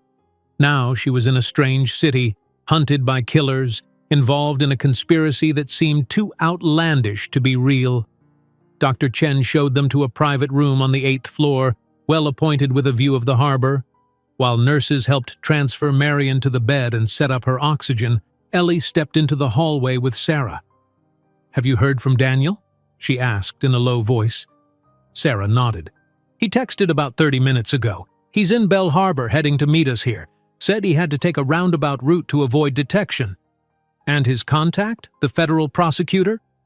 "That's the problem," Sarah replied, her expression grim. "Daniel hasn't been able to reach him. The number he had is disconnected." A chill ran down Ellie's spine. "You think something happened to him?" "I don't know, but given what's happened so far—" Sarah didn't need to finish the thought. Ellie leaned against the wall, suddenly overwhelmed. "What have we gotten ourselves into, Sarah? What if Daniel is lying to us?" "I've been asking myself the same question," Sarah admitted. "But the men who came after you, they were real. The danger is real. And something about Daniel's story rings true to me. The details are too specific to be completely fabricated." Before Ellie could respond, the elevator at the end of the hall chimed, and they both tensed. But it was Daniel who emerged, looking pale but steady on his feet. He wore different clothes than before, dark jeans and a navy sweatshirt that Sarah must have given him, and had a baseball cap pulled low over his face. "You made it," he said, relief evident in his voice as he approached them. "How's your mother?" "Stable," Ellie replied. "The doctor seems confident she'll be okay with proper care." Daniel nodded, then glanced around the hallway nervously. We shouldn't talk here. Too exposed." They followed him back into Marion's room, where the nurses had finished setting up the equipment and left them alone. Marion was awake, her breathing easier now with the hospital's oxygen system, though her face still showed the strain of their ordeal. "Mom, this is Daniel Mercer," Ellie introduced. "The man I told you about." Marion's gaze was surprisingly sharp as she assessed Daniel. "The man who got my daughter involved in all this trouble," she observed, but without rancor. Daniel had the grace to look ashamed. "I'm sorry, Mrs. Wright. I never intended for any of this to happen. And yet, here we are," Marion replied simply. Sarah closed the door to give them privacy, then turned to Daniel. "What's happening with your federal prosecutor contact?" Daniel's expression darkened. "I can't reach him. James Harwood, that's his name. He's not answering any of his numbers. His office says he's on leave but won't say where he is or when he'll be back." "That sounds suspicious," Ellie observed. "Very," Daniel agreed. "Harwood was my father's friend. He's the one who convinced my father to gather evidence against Crestchem in the first place. He promised federal protection, a grand jury." "You think Aegis got to him?" Sarah asked bluntly. Daniel ran a hand over his face, the gesture revealing exhaustion and worry. "I don't know. It's possible. Or he could be in hiding, or—" He didn't finish the thought, but they all understood the unspoken possibility. "So what now?" Ellie asked. "The evidence your father gathered, you said part of it is here in Bell Harbor?" Daniel nodded. "In a safe deposit box at First Coastal Bank downtown. The box is in my father's name, but I'm listed as having access. The problem is I need ID to get in, and mine is back at the cabin. I didn't exactly have time to pack when Aegis broke in." "What about going to the local FBI?" Sarah suggested. "Bypass Harwood completely?" "Too risky without knowing who's compromised," Daniel replied. "Crestchem has connections everywhere. I need to get the hard drive first, make copies, distribute them widely enough that they can't suppress the information." Marion, who had been listening silently, suddenly spoke up. "You need identification to access this safe deposit box?" Daniel turned to her. "Yes, government-issued ID that matches the name on the account." A faint smile touched Marion's lips. "I may be able to help with that." She looked at Ellie. "Remember that box of your father's things I keep in the back of my closet? The one I never let you open?" Ellie nodded, confused. "Your father wasn't always the man you thought he was," Marion continued, her voice gentle but firm. "Before you were born, he worked for people who needed convincing identification on occasion." "Mom, what are you saying?" Ellie asked, stunned. "I'm saying your father was a forger, honey, a very good one. When he died, I kept his equipment, his templates. I couldn't bring myself to destroy them. They're the reason I never let anyone else clean the house, why I was so protective of that closet." The revelation left Ellie speechless. Her father, the quiet, hard-working man she barely remembered, had been a criminal? It didn't fit with the few memories she had. His gentle hands helping her build sandcastles, his patient voice reading bedtime stories. "Mrs. Wright," Daniel said, breaking the stunned silence, "are you suggesting you could make me an ID?" Marion nodded. "Not me personally, but I know someone in Bell Harbor who learned the trade from your father. An old friend who owes me a favor." Daniel looked hopeful for the first time since they'd arrived. "How quickly could they do it?" "With the right incentive, very quickly," Marion replied. "Thomas runs a photography shop on Canal Street, legitimate business in the front, other services in the back." "I can't believe this," Ellie muttered, still processing the revelation about her father. Marion reached for her daughter's hand. "Your father was a good man who sometimes did questionable things to support his family. He got out of that life before you were born, but he kept connections. Those connections might save us now." Sarah, ever practical, had already pulled out her phone. "What's the name of this shop? I'll look up the address." "Harbor Lens," Marion supplied. "Ask for Thomas Beck. Tell him Marion Wright sent you and it's about Henry's old business." Daniel looked at Ellie, clearly sensing her distress. "I'm sorry. Finding out something like this about your father can't be easy." Ellie shook her head, trying to clear it. "Nothing about the last 24 hours has been easy. What's one more shock?" But her voice betrayed her, cracking slightly on the last word. Sarah put a comforting hand on her shoulder. "Harbor Lens closes at 9 p.m. according to their website. It's nearly 8 now. If we're going to catch Thomas before he closes, we need to leave now." Daniel nodded decisively. "I'll go. I need to be the one on the ID anyway." "I'm coming with you," Ellie said, surprising herself as much as the others. "Ellie, no," Sarah protested. "You should stay with your mother." But Ellie had made up her mind. "Mom's in good hands here, she's safe, and I need answers." She looked at Daniel. "About all of this. No more half-truths or evasions. I want to know exactly what we're involved in before we go any further." Daniel held her gaze, then nodded slowly. "Fair enough, but we need to be careful. Aegis could already have people in Bell Harbor looking for us." "I'll stay with your mother," Sarah offered. "Josh is staying at the hospital too, on standby with the helicopter in case we need to move quickly." The decision made, Daniel and Ellie prepared to leave. Ellie hugged her mother, still feeling the unreality of everything that was happening. "Be careful," Marion whispered. "And Ellie, I'm sorry I never told you about your father. I thought I was protecting you." Ellie squeezed her mother's hand. "We'll talk about it when this is all over. Just rest and get better." Outside the hospital, the night was cool and clear, the air carrying the salt tang of the ocean. Daniel led the way to a parking garage across the street. "Sarah arranged a car," he explained, approaching an older model Subaru. "Nothing flashy that might draw attention." As they drove through the streets of Bell Harbor, Ellie studied Daniel's profile in the glow of passing streetlights. He looked better than he had at Sarah's cabin, less pale, more focused, but the strain of the past days showed in the tightness around his eyes, the way his hands gripped the steering wheel. "Tell me about your father," she said after a few minutes of silence. "What kind of man was he, really?" Daniel's expression softened slightly. "Complicated, brilliant at his job, dedicated to the company for most of his career. He believed in what Crestchem was doing, or what he thought they were doing. Creating chemicals that helped farmers grow more food, developing treatments for diseases, improving lives." What changed? He started noticing discrepancies in the research budgets, projects with code names that weren't in the official records, shipments to facilities that officially didn't exist. Daniel's voice grew harder.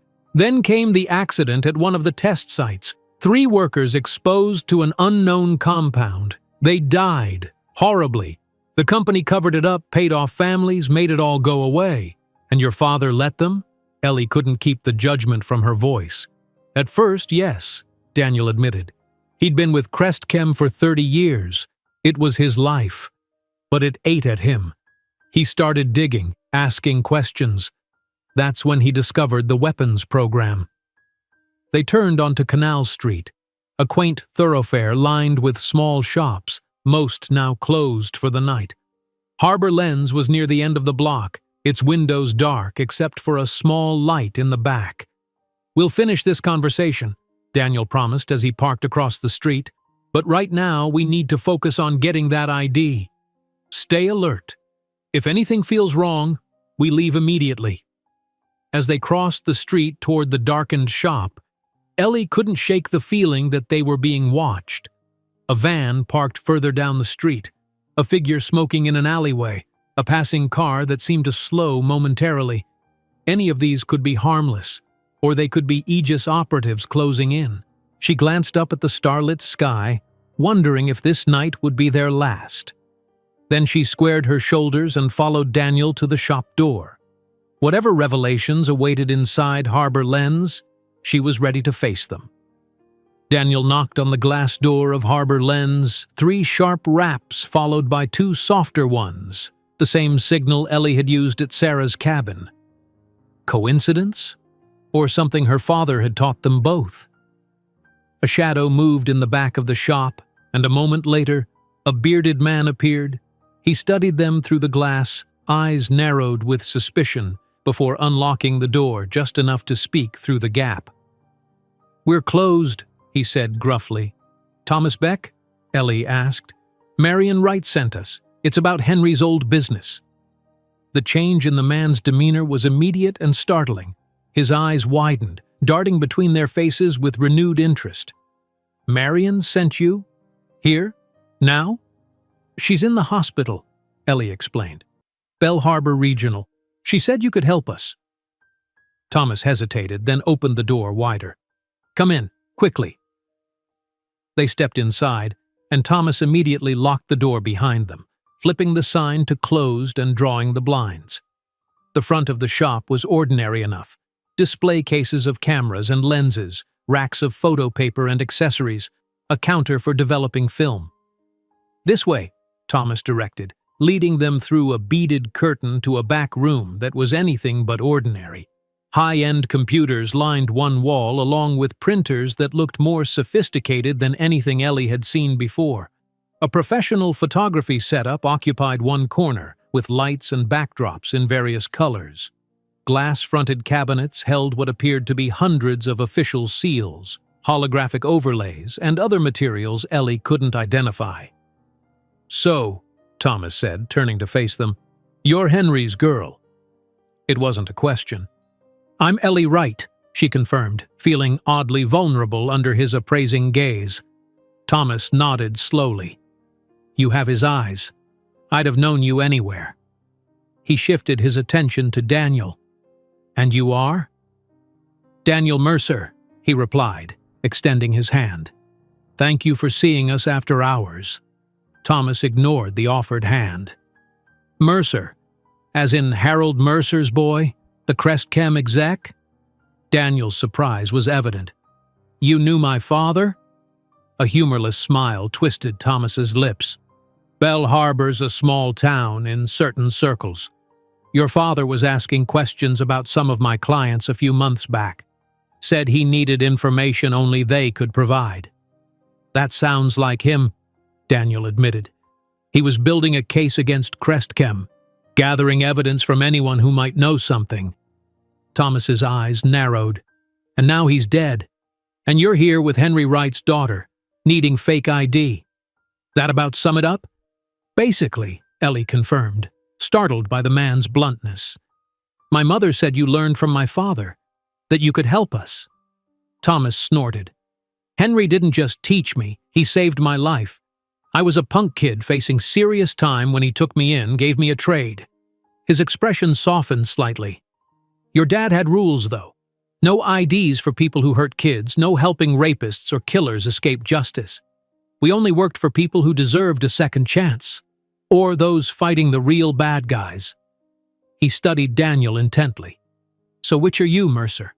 Someone who deserves a second chance, or someone fighting the bad guys?" "Both, I hope," Daniel replied quietly. Thomas nodded, apparently satisfied.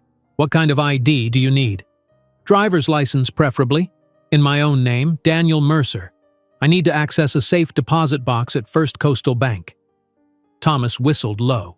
"Safe deposit box access? That's high security. They'll check it thoroughly." "Can you do it?" Ellie pressed. "Of course I can do it. Your father taught me well." Thomas gestured to a stool in front of the photography setup. "Sit. We'll do the picture first." As Thomas adjusted his camera and lights, Ellie wandered the workshop, marveling at the sophisticated operation hidden behind the humble storefront. A bulletin board caught her eye. It was covered with photos, news clippings, and handwritten notes. Some of the faces in the photos were familiar from her childhood, distant memories of people who had visited their house late at night, speaking in hushed tones with her father. "How long did you work with my dad?" she asked, studying a faded photo of Thomas and her father, arms slung around each other's shoulders, grins wide and carefree. They looked young. Thomas couldn't have been more than 20, her father perhaps in his 30s. "Almost 10 years, Thomas replied, adjusting the lighting. from when I was 17 until he got out of the business. Why did he stop? It was a question she'd never been able to ask her father, who had died when she was only 8. Thomas's hands stilled on the camera. He glanced at Daniel, who was sitting patiently on the stool, then back to Ellie. You should ask your mother that.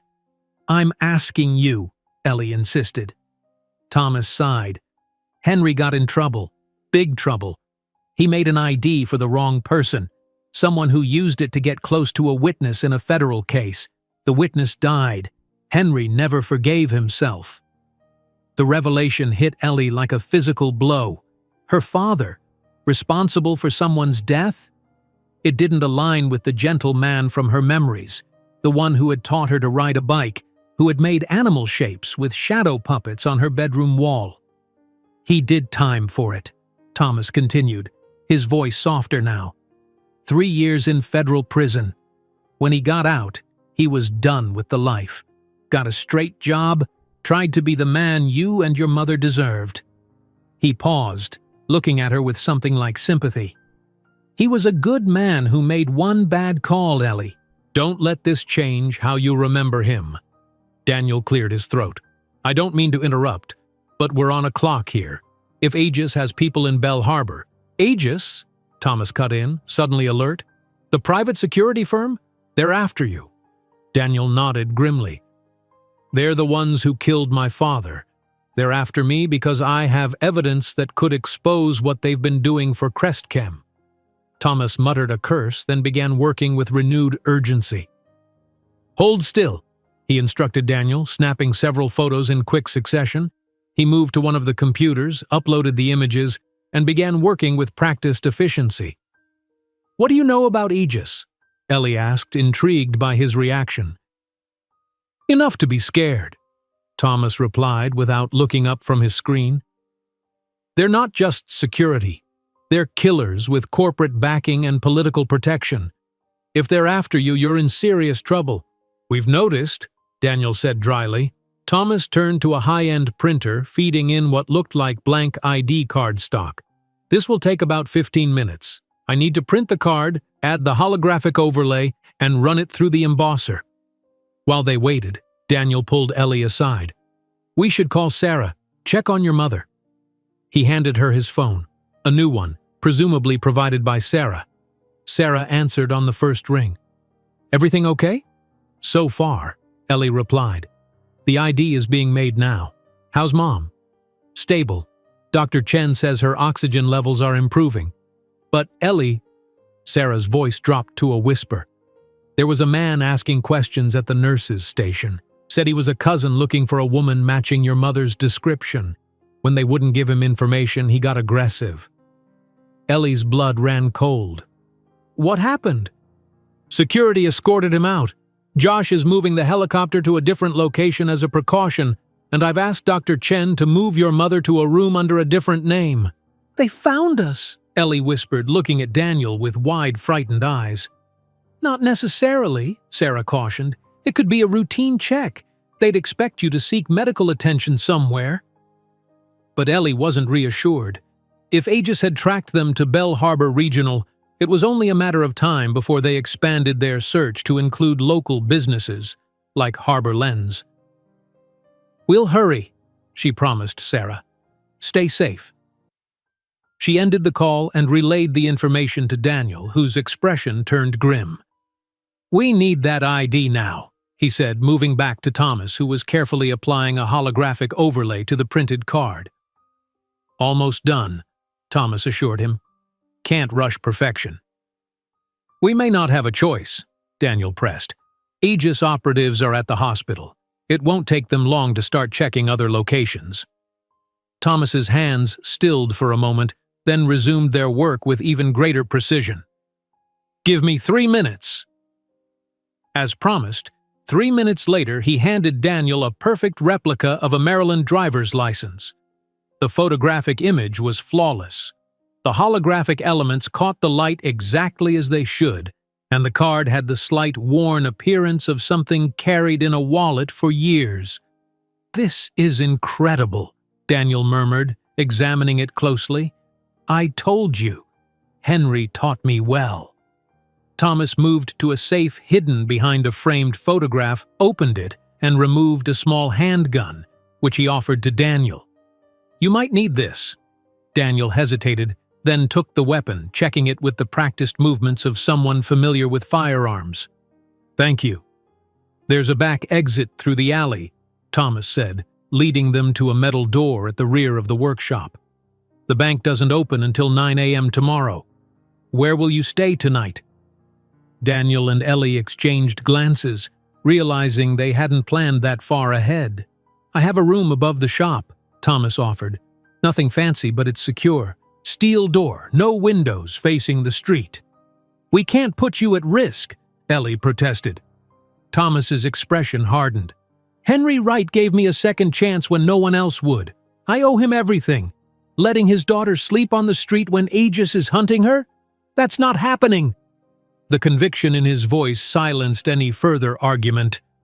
Thomas led them up a narrow staircase to a small apartment that was surprisingly comfortable, with worn but clean furniture and walls lined with bookshelves. "Make yourselves at home," he said. "There's food in the fridge. I need to close up downstairs, then I'll be back." When he had gone, Daniel secured the apartment, checking the locks and examining potential exit routes with methodical thoroughness. Ellie watched him, questions forming and dissolving in her mind like smoke. "You're good at this," she observed. "The gun, the security check. Not typical accountant skills." Daniel glanced at her. "My father insisted I take self-defense courses after he discovered what Crestchem was really doing. Said I should be prepared for anything." A shadow crossed his face. Seems he was right. Ellie moved to the window, carefully peering through the blinds at the street below. It was mostly deserted at this hour, but a car had parked across the street, its occupants hidden behind tinted glass. "Daniel," she said softly, "I think we have company." He joined her at the window, staying to the side to avoid being seen. "Black sedan, government plates?" "Yes." "Might be legitimate FBI, might be Aegis posing as federal agents." He checked the gun Thomas had given him. "Either way, we need to be ready to move." The sound of footsteps on the stairs announced Thomas's return. He entered the apartment, his face grim. "We have a problem," he announced. "There are men watching the shop, and they're not trying to be subtle about it." "How many?" Daniel asked. "I counted 3. 2 in the car across the street, 1 in the alley behind the shop." Ellie felt fear clawing at her throat. "What do we do?" Thomas moved to a bookshelf and pulled out several volumes, revealing a hidden panel behind them. "There's a way out through the building next door, an old smuggler's passage from Prohibition days." "You're coming with us," Ellie insisted, suddenly afraid for this link to her father. "If Aegis realizes you helped us—" "I'll be fine," Thomas assured her. "This isn't my first dance with dangerous people. I'll create a distraction while you two slip out." Daniel checked his watch. "The bank opens in 10 hours. Once we have the evidence, we need to get it to someone who can use it. Someone not connected to Harwood." "I might know someone," Thomas said. "A journalist? She's done exposes on corporate corruption before. Fearless type who can't be bought." "Can you contact her?" Thomas nodded. "I'll set up a meeting for tomorrow, assuming we all make it through the night." Outside, the sound of car doors opening broke the tense silence. Ellie peered through the blinds again to see 2 men in dark suits approaching the shop, their posture and movement screaming law enforcement or a convincing imitation. "Time to go," Thomas said, pushing aside the hidden panel to reveal a dark, narrow passage. "The tunnel comes out in the basement of the bookstore next door. There's a staff exit that leads to the street behind. Don't turn on any lights and move quietly. The walls are thin." He handed Daniel a small flashlight and a set of keys. "The blue key opens the bookstore's back door. The gold one is for my friend's apartment, 1408 Harborview Drive, Unit 3B. Tell Carol that Thomas sent you. She'll keep you safe until morning." "What about you?" Ellie asked, reluctant to leave him behind. Thomas gave her a smile that didn't reach his eyes. "Don't worry about me. Your father taught me more than just how to forge documents. A sharp knock on the shop door below made them all freeze. "Police! Open up!" a commanding voice called. "Go!" Thomas urged, pushing them toward the passage. "Now!" Ellie hesitated, then impulsively hugged the bearded man. "Thank you. For everything." "Thank me by staying alive," he replied gruffly. "Your father would never forgive me if I let anything happen to you." With that, he closed the panel behind them, sealing Ellie and Daniel into the dark, narrow tunnel that represented their only hope of escape. The passage was so narrow that Ellie and Daniel had to move single file, with Daniel leading the way, the small flashlight casting weak, dancing shadows on the rough brick walls. The air was stale and thick with dust, making Ellie grateful her mother wasn't with them. This environment would have been impossible for her compromised lungs. Behind them, muffled through layers of plaster and brick, came the sounds of the shop door being forced open, followed by raised voices. Ellie's heart hammered in her chest as she thought of Thomas facing those men alone. What would they do to him when they realized he'd helped their quarry escape? "Keep moving," Daniel whispered, sensing her hesitation. "We can't help him by getting caught ourselves." The tunnel took a sharp turn, then descended via a set of crumbling stone steps. The temperature dropped noticeably as they went deeper, the walls now slick with moisture. Ellie placed her feet carefully, aware that a twisted ankle or worse could spell disaster for them both. After what felt like an eternity, but was probably only a few minutes, they reached a heavy wooden door. Daniel tried the blue key Thomas had given them, and the lock turned with a reluctant groan of protest. The door opened into a cluttered basement filled with cardboard boxes of books, old display stands, and miscellaneous storage. The musty scent of old paper and binding glue replaced the dank odor of the tunnel. Soft emergency lighting provided just enough illumination to navigate around the stacked inventory. "The staff exit should be this way," Daniel whispered, pointing to a staircase at the far end of the basement. They moved cautiously through the labyrinth of boxes, freezing when a loud thump sounded directly overhead, someone moving around in the bookstore above them. Were there more Aegis operatives here, or just the night cleaning staff? They couldn't take the chance of finding out. The staff exit was locked from the inside with a simple deadbolt. Daniel slid it open carefully, then eased the door ajar to check the alley beyond. He quickly pulled it closed again. "There's someone out there," he breathed. "At the end of the alley, smoking." Ellie's stomach twisted with fear. "Aegis? Can't tell, but they're watching the alley."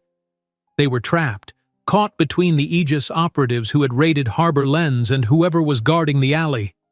Ellie's mind raced, searching for options. "Is there a front entrance to the bookstore? Could we go up and out that way?" Daniel considered this. Risky, if there are more operatives watching the front. But if it's just regular staff upstairs, we could walk right past them. At this hour, they'd likely be closing up, not paying attention to 2 more customers leaving the store. It was a gamble, but staying in the basement wasn't a viable option. They found the stairs leading up to the main floor of the bookstore and ascended slowly, pausing to listen at the door at the top. Classical music played softly on the other side. Vivaldi, Ellie thought, though she couldn't be sure. The gentle turning of pages and occasional footsteps suggested at least one person moving among the shelves. Daniel eased the door open, revealing the back room of what appeared to be an upscale independent bookstore. Shelves lined the walls, stacked with new arrivals waiting to be processed. A desk in the corner held an open laptop and a half-empty cup of tea. They stepped into the room, gently closing the basement door behind them. Through an archway, they could see the main part of the store, dimly lit but still open, with comfortable reading chairs and floor-to-ceiling shelves filled with books. A middle-aged woman with silver-streaked hair sat at the register, engrossed in a thick volume. "Act natural," Daniel murmured. "We're just a couple who stayed late browsing books." Ellie nodded, trying to calm her racing heart as they walked through the archway into the main store. The woman at the register looked up briefly, giving them a distracted smile before returning to her book. So far, so good. They browsed nonchalantly, moving gradually toward the front of the store. Through the large display windows, Ellie could see the street outside. A black sedan was parked directly in front of the bookstore, a man in a dark suit standing beside it. Another Aegis operative, or possibly legitimate law enforcement. Either way, they couldn't risk the front exit. Ellie tugged gently on Daniel's sleeve, tilting her head subtly toward the window. He saw the man and gave an almost imperceptible nod of understanding. They needed another way out. A sign near the back of the store caught Ellie's eye.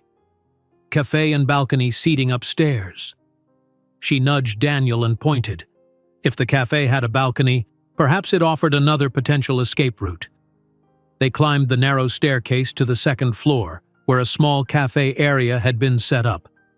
It was empty at this late hour, the coffee machines cleaned and shut down for the night.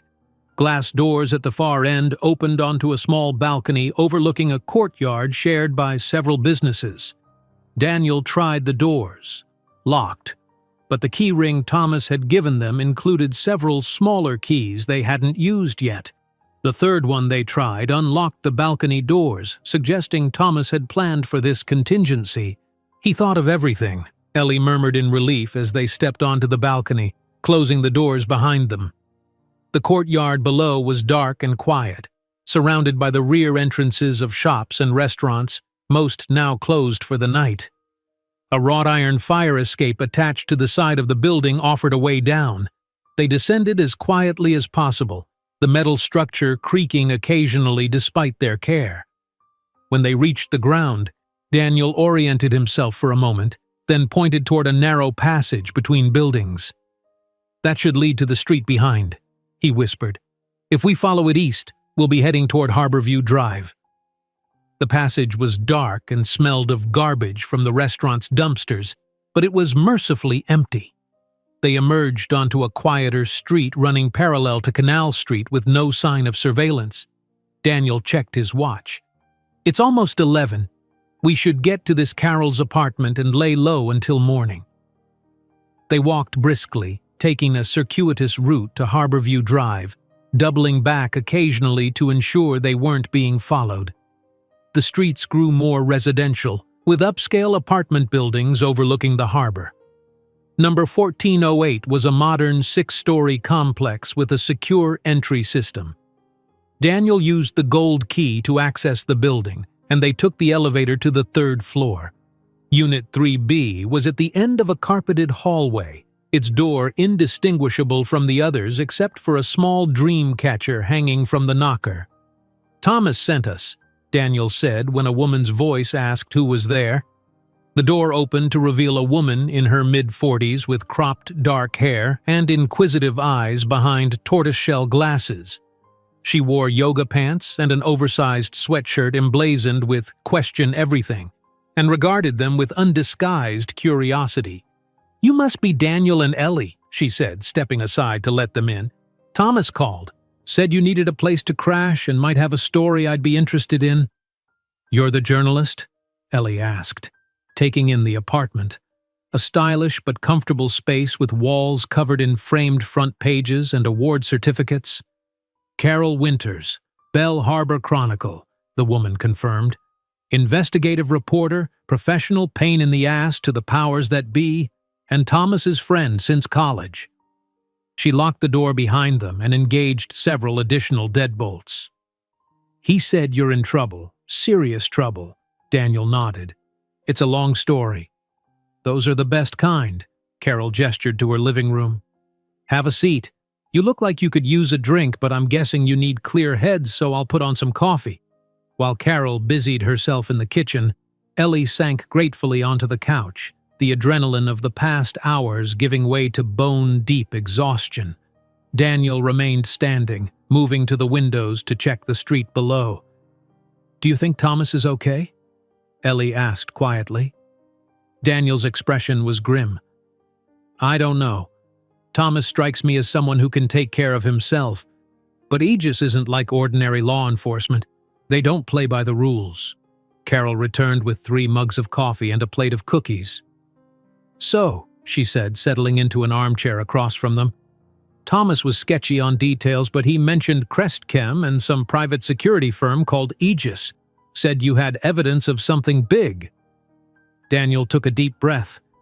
"Crestchem has been developing illegal chemical weapons and testing them on unwitting subjects. They've been using Aegis to eliminate anyone who threatens to expose them, including my father." Carol's eyebrows rose, but she didn't look shocked, more calculating, as if assessing the story's angles. "That's one hell of an allegation. You mentioned evidence?" "In a safe deposit box at First Coastal Bank. We're going there when they open tomorrow." "And this evidence is concrete? Irrefutable?" "Videos, internal memos, financial records documenting bribes to federal officials," Daniel confirmed. "My father compiled it all before they killed him." Carol looked thoughtful. "Crestchem is untouchable around here. They employ half the town, donate to every charity, sponsor every community event. Taking them on would be challenging." "Are you saying you won't help us?" Ellie asked, disappointment sharp in her voice. "I'm saying," Carol replied with a slow smile, "that this is exactly the kind of story I live for. But we'll need to be smart. Very smart.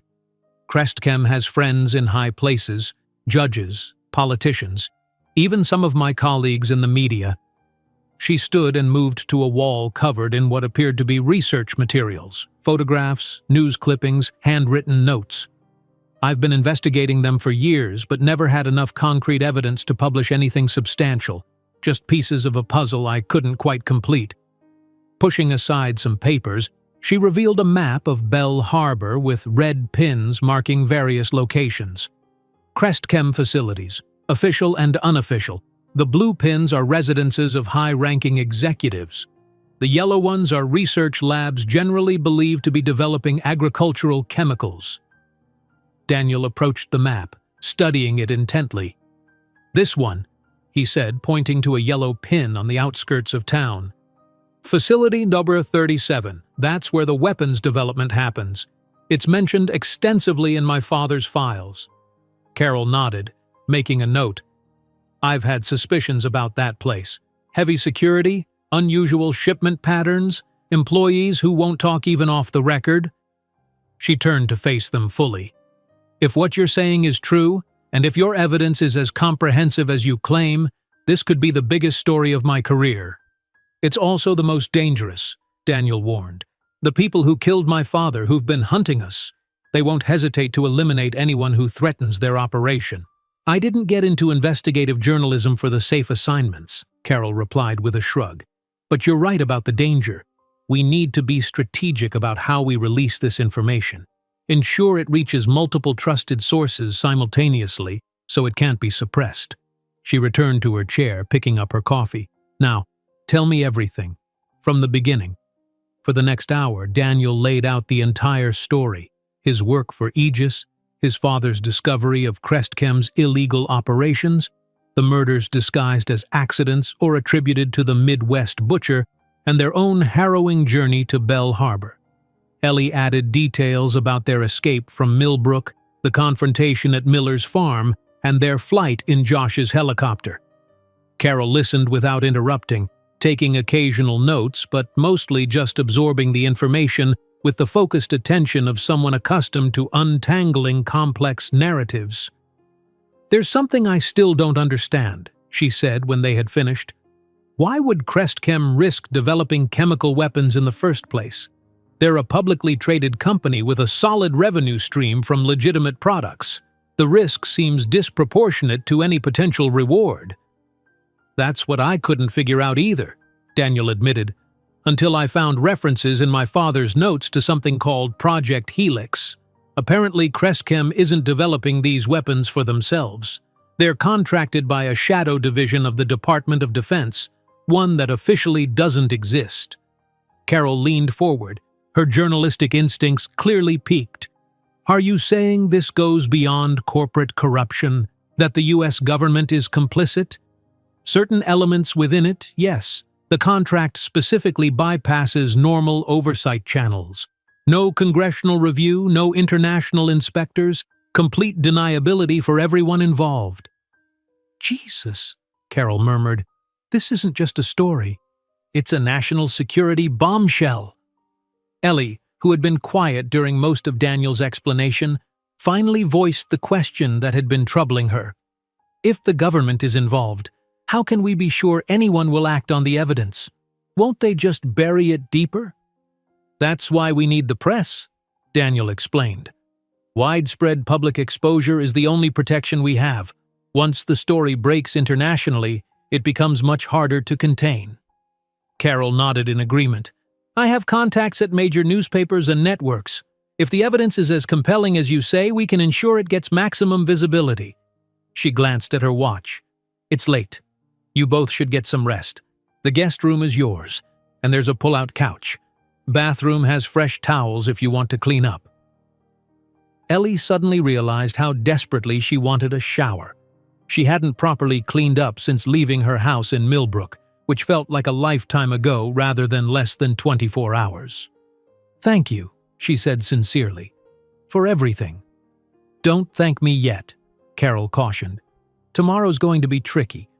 First Coastal Bank is just around the corner from Crestchem's downtown headquarters. If Aegis has people watching the bank, we'll deal with that when the time comes, Daniel said. Right now, we need to rest while we can. As Ellie headed for the shower, she caught a glimpse of Carol making a phone call, her voice too low to make out the words. Was she contacting other journalists or someone else? After everything that had happened, Ellie found it hard to trust anyone completely. The hot water was blissful, washing away the grime and tension of the past day. As Ellie stood under the spray, she tried to process everything she'd learned. About Daniel and Crestchem, about her father's hidden past, about the far-reaching conspiracy that had somehow ensnared her ordinary life. 24 hours ago, her biggest concern had been making rent and ensuring her mother's medications were refilled. Now she was a fugitive, hunted by killers, caught up in a conspiracy involving corporate corruption and government black ops. All because she had stopped to help a bleeding man on a deserted highway. She emerged from the bathroom to find Daniel standing by the window again, keeping watch on the street below. The exhaustion was evident in the slump of his shoulders, the pallor of his skin. You should rest, she told him. Your wound needs time to heal. He turned to face her, his blue eyes shadowed with fatigue and worry. I keep thinking about your mother, and Sarah, and Thomas, everyone who's been pulled into this because of me. Because of Crestchem, Ellie corrected him. Not you. You're trying to stop them. Daniel's smile was sad. Noble intentions don't mean much when people you care about are in danger. The words hung between them, laden with meaning neither was ready to acknowledge. Instead, Ellie moved to stand beside him at the window, looking out at the harbor where boats bobbed gently on the dark water, their lights reflecting like fallen stars. We should try to get some sleep, she said finally. Tomorrow will be challenging. Daniel nodded, but made no move to leave his post by the window. I'll keep watch a while longer. Ellie hesitated, then laid a gentle hand on his arm. Wake me in a few hours. I'll take the second shift. Their eyes met, an unspoken understanding passing between them.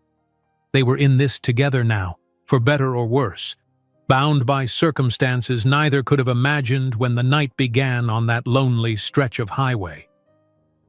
As Ellie settled onto the pull-out couch, exhaustion claimed her almost immediately. Her last conscious thought was of the bank they would visit in the morning and the evidence that might finally bring justice, or lead them directly into the hands of those who wanted them silenced forever. Morning arrived with the muted gray light of an overcast day, the sun struggling to penetrate the heavy clouds hanging over Bell Harbor.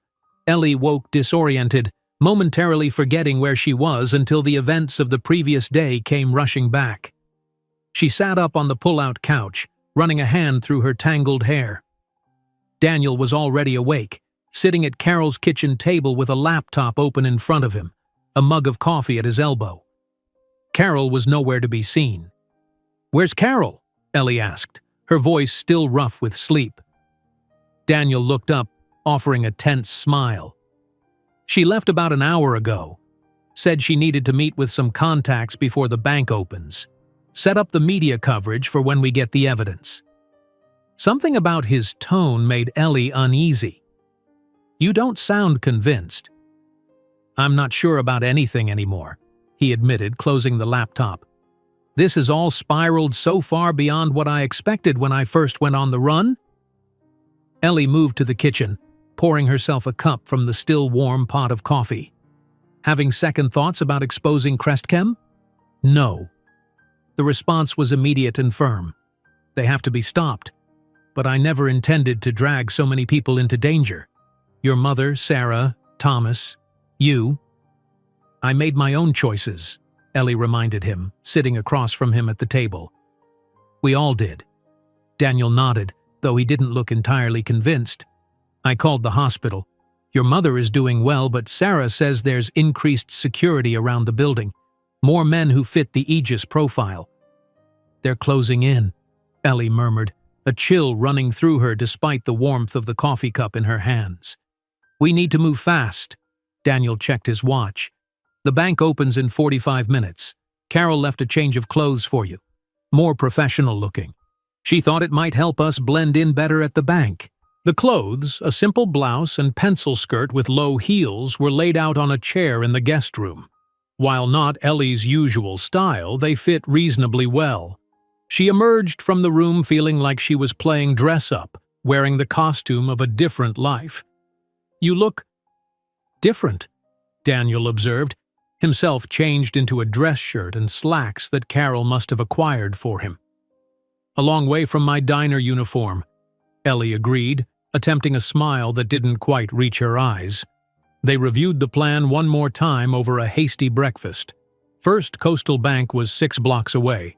Daniel would access the safe deposit box using the ID Thomas had created, retrieve the hard drive, and they would immediately head to a secure location Carol had arranged where multiple journalists would be waiting to receive and verify the evidence.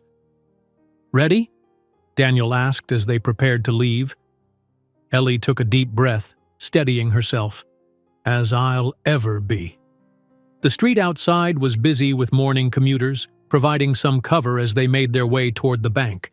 They walked separately, Daniel a half-block ahead, communicating via text messages using the burner phones Carol had provided. The strategy was to appear as unconnected strangers in case Aegis was watching. First Coastal Bank occupied the ground floor of a gleaming glass office building in the heart of Bell Harbor's financial district. The Crestchem corporate headquarters loomed across the street, its logo dominating the skyline, an abstract representation of interconnected molecules that now seemed ominous rather than innovative to Ellie's eyes. Daniel entered the bank first. Ellie waited 5 minutes before following, taking a seat in the customer waiting area with a magazine she wouldn't read.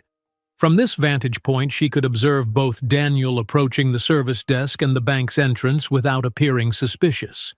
Everything proceeded smoothly at first. Daniel was escorted to a private room by a bank employee, the first step in accessing a safe deposit box. Ellie released a breath she hadn't realized she was holding. The forged ID had passed initial scrutiny. Her relief was short-lived. 2 men in dark suits entered the bank, moving with the purposeful stride and vigilant awareness that Ellie had come to associate with Aegis operatives. They positioned themselves near the entrance, scanning the lobby with practiced efficiency. Ellie ducked her head, pretending to be engrossed in her magazine while sending a warning text to Daniel. No response. He was likely in the vault area where cell reception would be blocked. Minutes stretched like hours as Ellie waited, every muscle tense with the effort of appearing calm. The Aegis men hadn't approached the service desk yet, suggesting they might be waiting for confirmation before acting. But they were definitely watching for someone. Finally, Daniel emerged from the back area, walking with deliberate casualness. From her peripheral vision, Ellie could see a slight bulge in his jacket pocket, presumably the hard drive. Their eyes met briefly, and he gave an almost imperceptible nod. He had the evidence. Now they just needed to leave the bank without being noticed by the Aegis operatives. Daniel headed for the exit, maintaining his unhurried pace. Ellie waited 30 seconds, then stood to follow. The plan was to regroup a block away, at a coffee shop Carol had suggested as a safe meeting point. As Daniel passed the Aegis men, one of them suddenly stiffened, his hand moving to his ear as if receiving instructions through an earpiece. He nudged his partner, and both men turned to watch Daniel more intently. Ellie's heart sank. Somehow they'd identified him. Perhaps facial recognition technology or someone at the bank had alerted them. Whatever the reason, Daniel was now in imminent danger. She needed a distraction, something to give Daniel time to escape. Scanning the lobby, Ellie's gaze fell on the fire alarm mounted near the customer service desk. It was a desperate move that would draw attention to the bank, but she couldn't see another option. Moving decisively, Ellie approached the alarm, waiting until the Aegis men started moving toward Daniel. Then, when a group of customers temporarily blocked their line of sight, she pulled the alarm. The shrill sound filled the space immediately, causing momentary confusion.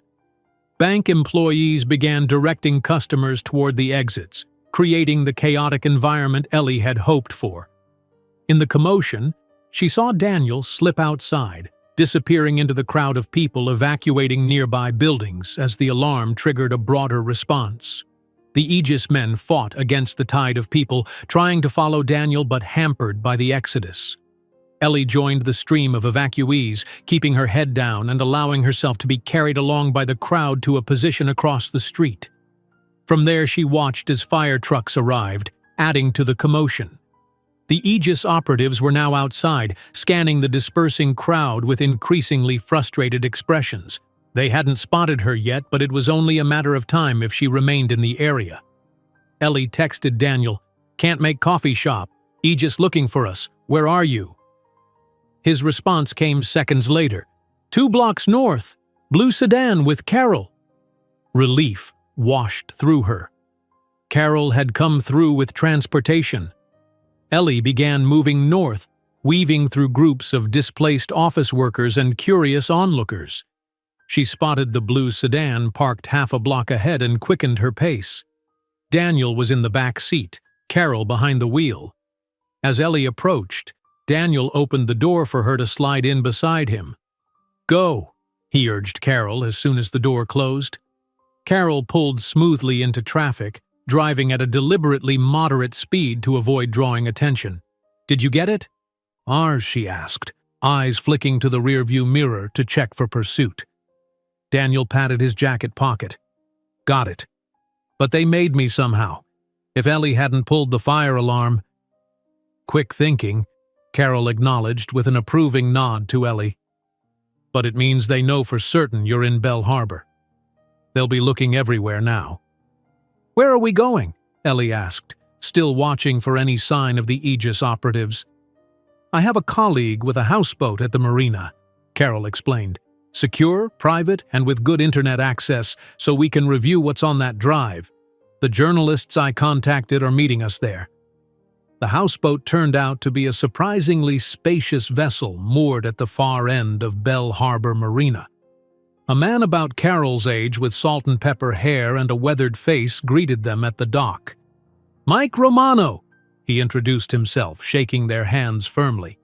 "Pulitzer finalist for investigative reporting on military contractors, currently freelancing for major networks. Carol's filled me in on the rough outline. This could be the story of the decade." Inside, the houseboat had been converted into a makeshift newsroom. Laptops, recording equipment, and documents covered every surface, and 3 other people were already there. A younger woman whom Carol introduced as her producer from the Bell Harbor Chronicle, and 2 men who were apparently from national news outlets. "Let's see what we've got," Mike said, gesturing to a laptop set up on the main table. Daniel removed the hard drive from his pocket, a small, nondescript external device that seemed too ordinary to contain such explosive information. He connected it to the laptop, then hesitated. "Before we go any further," he said, looking around at the gathered journalists, "you need to understand what you're getting into. This evidence implicates not just Crestchem, but high-ranking government officials. Publishing it will make enemies in powerful places. We know the risks, Carol assured him. Everyone here is committed to the truth, whatever the cost. Daniel nodded, then entered a password. The drive's contents appeared on screen, dozens of folders meticulously organized and labeled. He clicked on one titled Test Subjects, and a series of video files appeared. The first video showed a sterile laboratory setting. A man in restraints was visible on a bed with medical equipment surrounding him. A voice off-camera clinically described the compound being administered, followed by observations of the subject's reaction. What they witnessed was nothing short of torture, the man's body convulsing, skin blistering, while researchers dispassionately recorded data.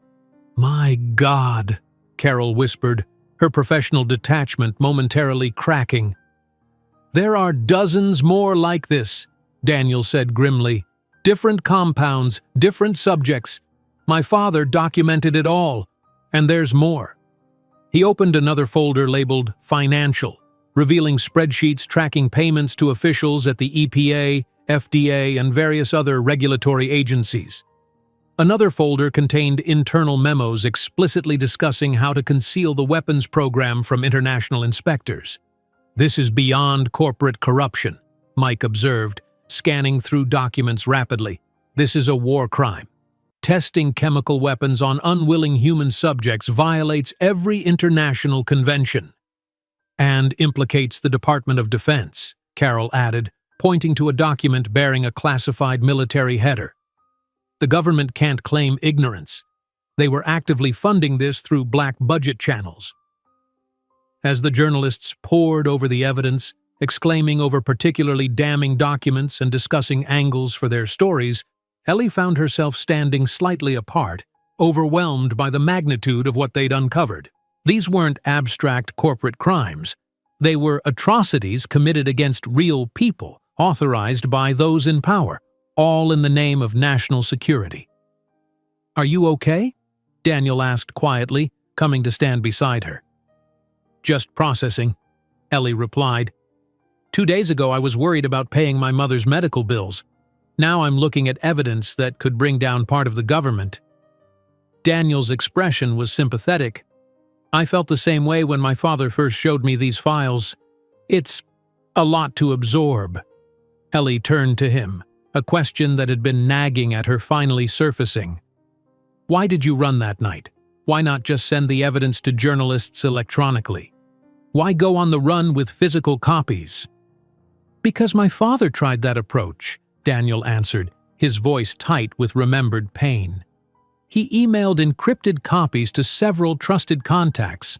Within hours, their servers were attacked, the emails deleted or intercepted. 2 of his contacts died in accidents that same week.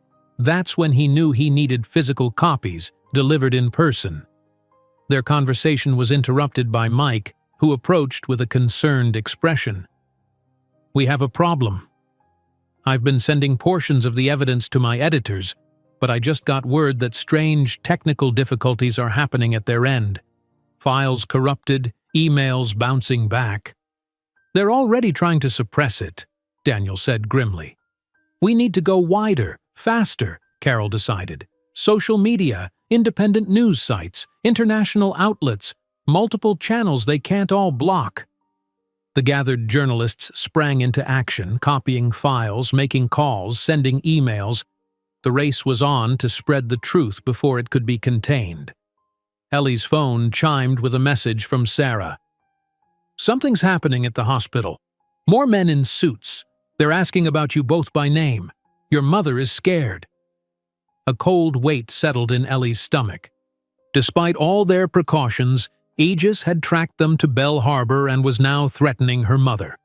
She showed the message to Daniel, whose face hardened. "They're trying to flush us out," he said low enough that only she could hear. "Using your mother as bait." Before Ellie could respond, the houseboat suddenly rocked as something heavy landed on the deck. Through the windows, they could see armed men in tactical gear surrounding the vessel. "Aegis!" Daniel hissed. "They found us!" "How?"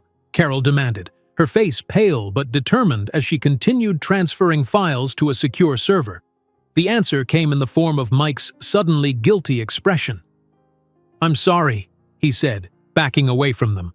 "They have my family. I didn't have a choice." The betrayal hit like a physical blow. Mike, Carol's trusted colleague, had led Aegis straight to them. "You son of a bitch!" Carol breathed, shock and rage warring in her expression.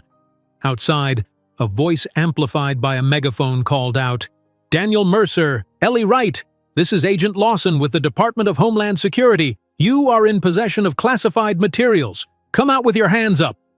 The claim of Homeland Security was almost certainly a cover. These were Aegis operatives using government authority as a facade. But to anyone watching, it would appear to be a legitimate federal operation. "We need to keep transmitting," Daniel said urgently. "How much have we sent out?" "Maybe 30%, Carol replied. "They're blocking some channels, but not all. We need more time." The houseboat rocked again as someone tried to force entry from the rear. Ellie glanced around desperately, looking for options. They were surrounded, outnumbered, with limited escape routes. Her gaze fell on a small motorboat tied to the back of the houseboat, presumably Mike's transportation to and from shore. "The boat," she said, grabbing Daniel's arm.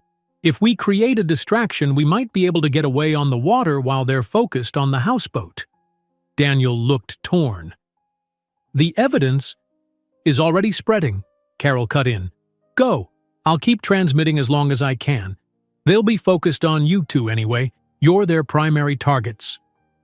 "Carol," Ellie began, unwilling to leave the journalist to face Aegis alone.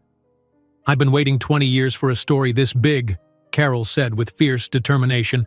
"No one's stopping it from getting out. Not Mike, not Aegis, not the goddamn Department of Defense." She pressed a USB drive into Ellie's hand. "Backup copy, just in case." A banging at the door signaled that time was running out. Daniel grabbed Ellie's hand, pulling her toward the back of the houseboat where a small hatch led to the rear deck. "When we go, run fast and don't look back," he instructed. Ellie nodded, heart pounding in her chest, the USB drive clutched tightly in her hand. A small object that now carried the weight of truth and justice, and possibly their own survival.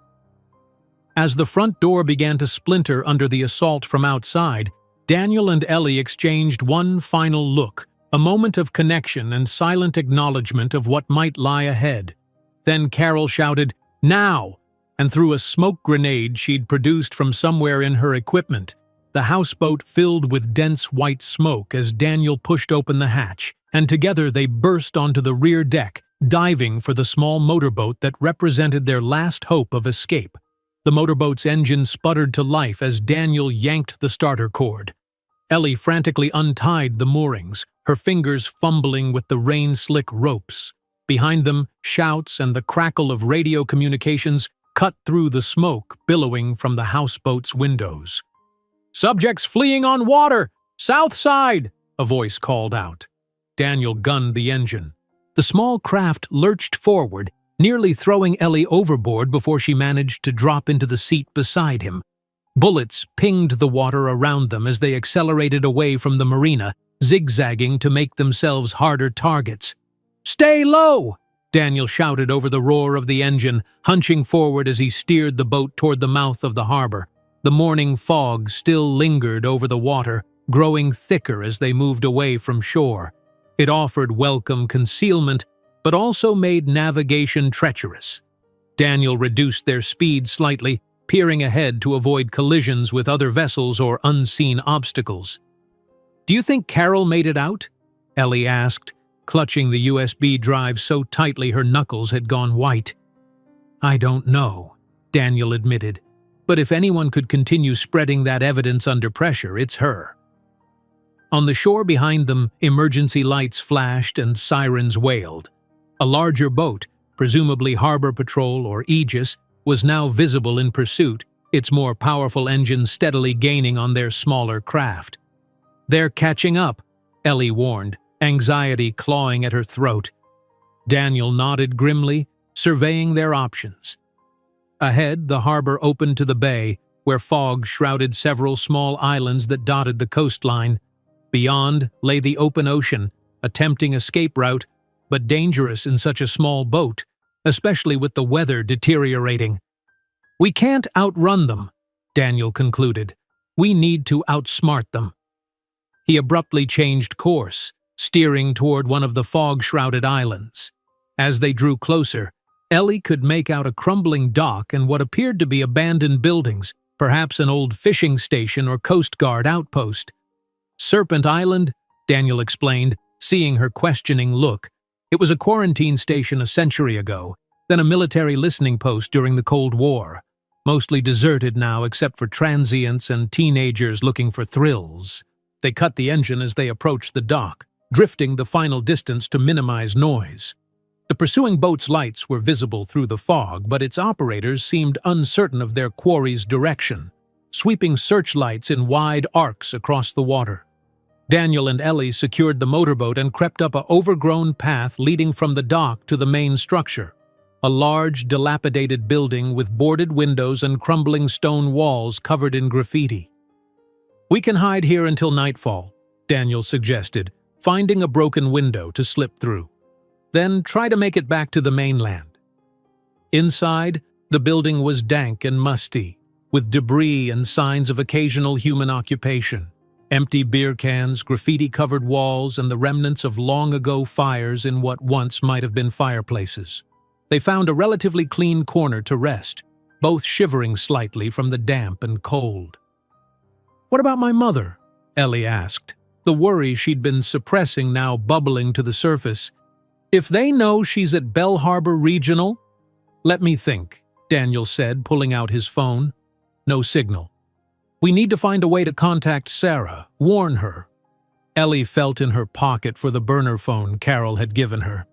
It showed one bar of reception, weak but present. She quickly typed a message to Sarah.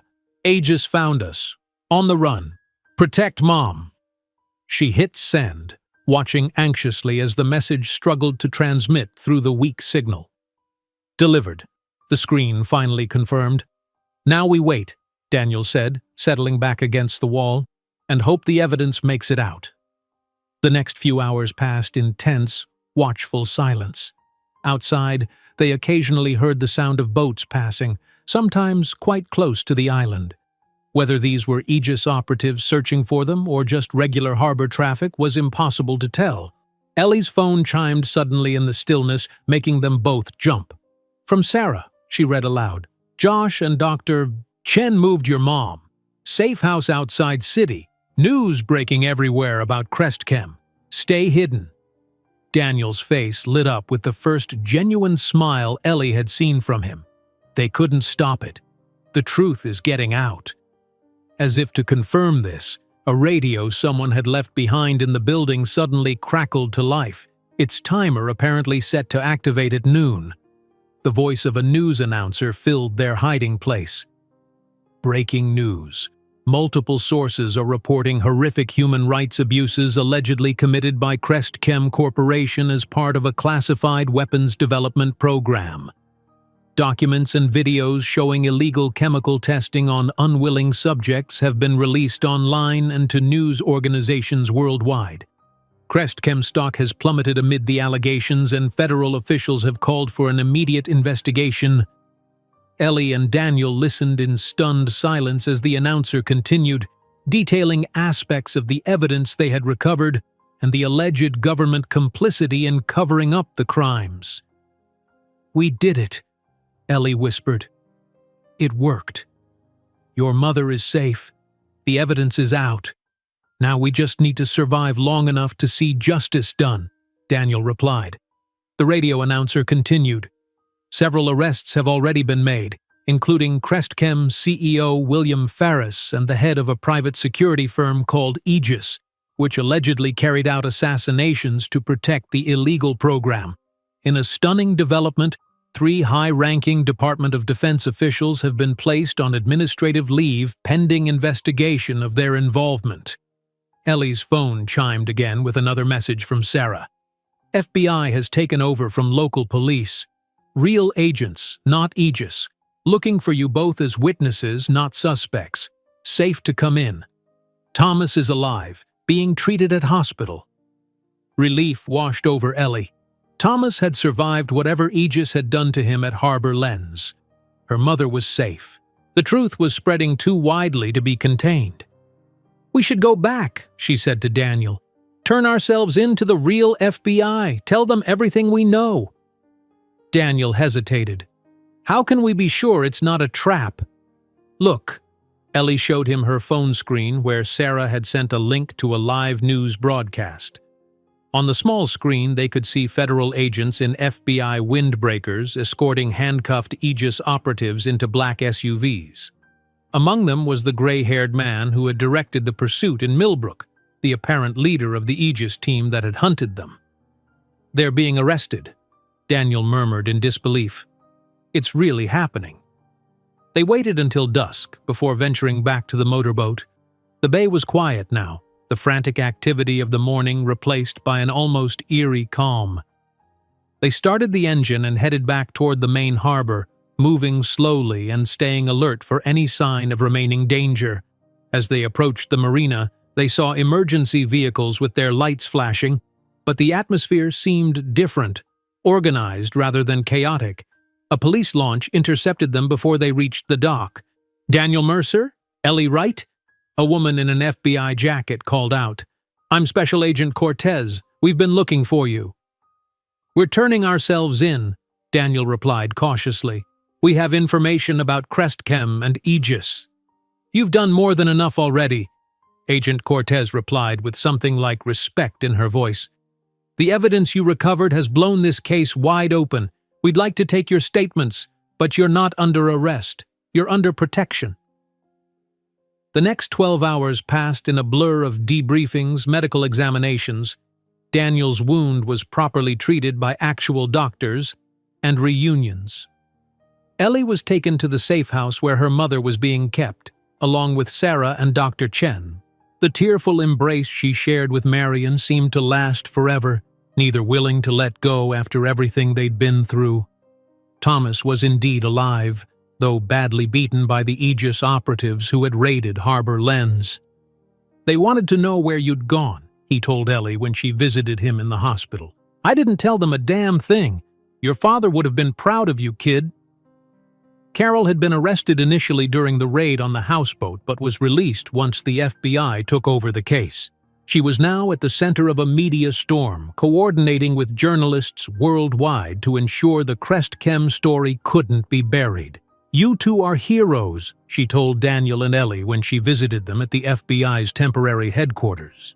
"This story has everything: corporate greed, government corruption, brave whistleblowers. It's already being called the biggest corporate scandal in American history." "What about the victims?" Daniel asked, his father foremost in his mind. "Will there be justice for them?" "The Justice Department has announced a special prosecutor," Carol confirmed, "and a victims' compensation fund is already being established. It won't bring anyone back, but—" "It's a start," Daniel finished. 3 days after their desperate escape from the houseboat, Ellie found herself standing at the window of a hotel room the FBI had secured for them, looking out at Belle Harbor. The city seemed unchanged on the surface, but she knew that beneath the calm exterior, a seismic shift had occurred. Crestchem's headquarters across town was now surrounded by federal agents gathering evidence. Aegis had been dismantled, its operatives arrested or in hiding. Daniel joined her at the window, standing close enough that their shoulders nearly touched. "What happens now?" Ellie asked quietly. "For me? Congressional testimony, probably. Years of legal proceedings as they untangle the web of corruption." He turned to face her. "But for you, you can go back to your life, Ellie. This never had to be your fight." Ellie shook her head, a small smile playing at her lips. "My life changed the moment I stopped on that highway.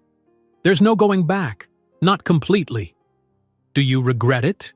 he asked, vulnerability evident in his voice. She considered the question seriously. The past days had been terrifying, had put her and her loved ones in mortal danger. Yet they had also awakened something in her, a strength, a purpose, a conviction she hadn't known she possessed. "No," she answered finally. "I don't regret stopping to help you. I don't regret any of it." Relief washed over his features. "I've been authorized to access some of my father's accounts. Money Crest Chem couldn't trace and freeze. Let me help with your mother's treatment, your nursing school dreams. It's the least I can do." "We'll talk about it," Ellie allowed, not immediately accepting or rejecting the offer. They had time now to consider such things, to make decisions without the pressure of imminent danger. Outside, the sun was breaking through the clouds that had covered Bell Harbor for days, casting golden light across the water. A new day, in more ways than one. "I never imagined when I was bleeding on the side of that highway that the person who stopped would change everything," Daniel said softly.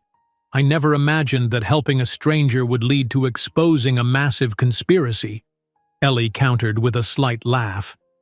Daniel's hand found hers, tentative at first, then more confident when she didn't pull away.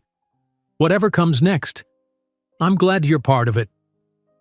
Ellie squeezed his hand in response, watching as the sunlight spread across the harbor, illuminating boats and buildings alike. The future remained uncertain in many ways, but for the first time in days, uncertainty didn't feel threatening. It felt like possibility.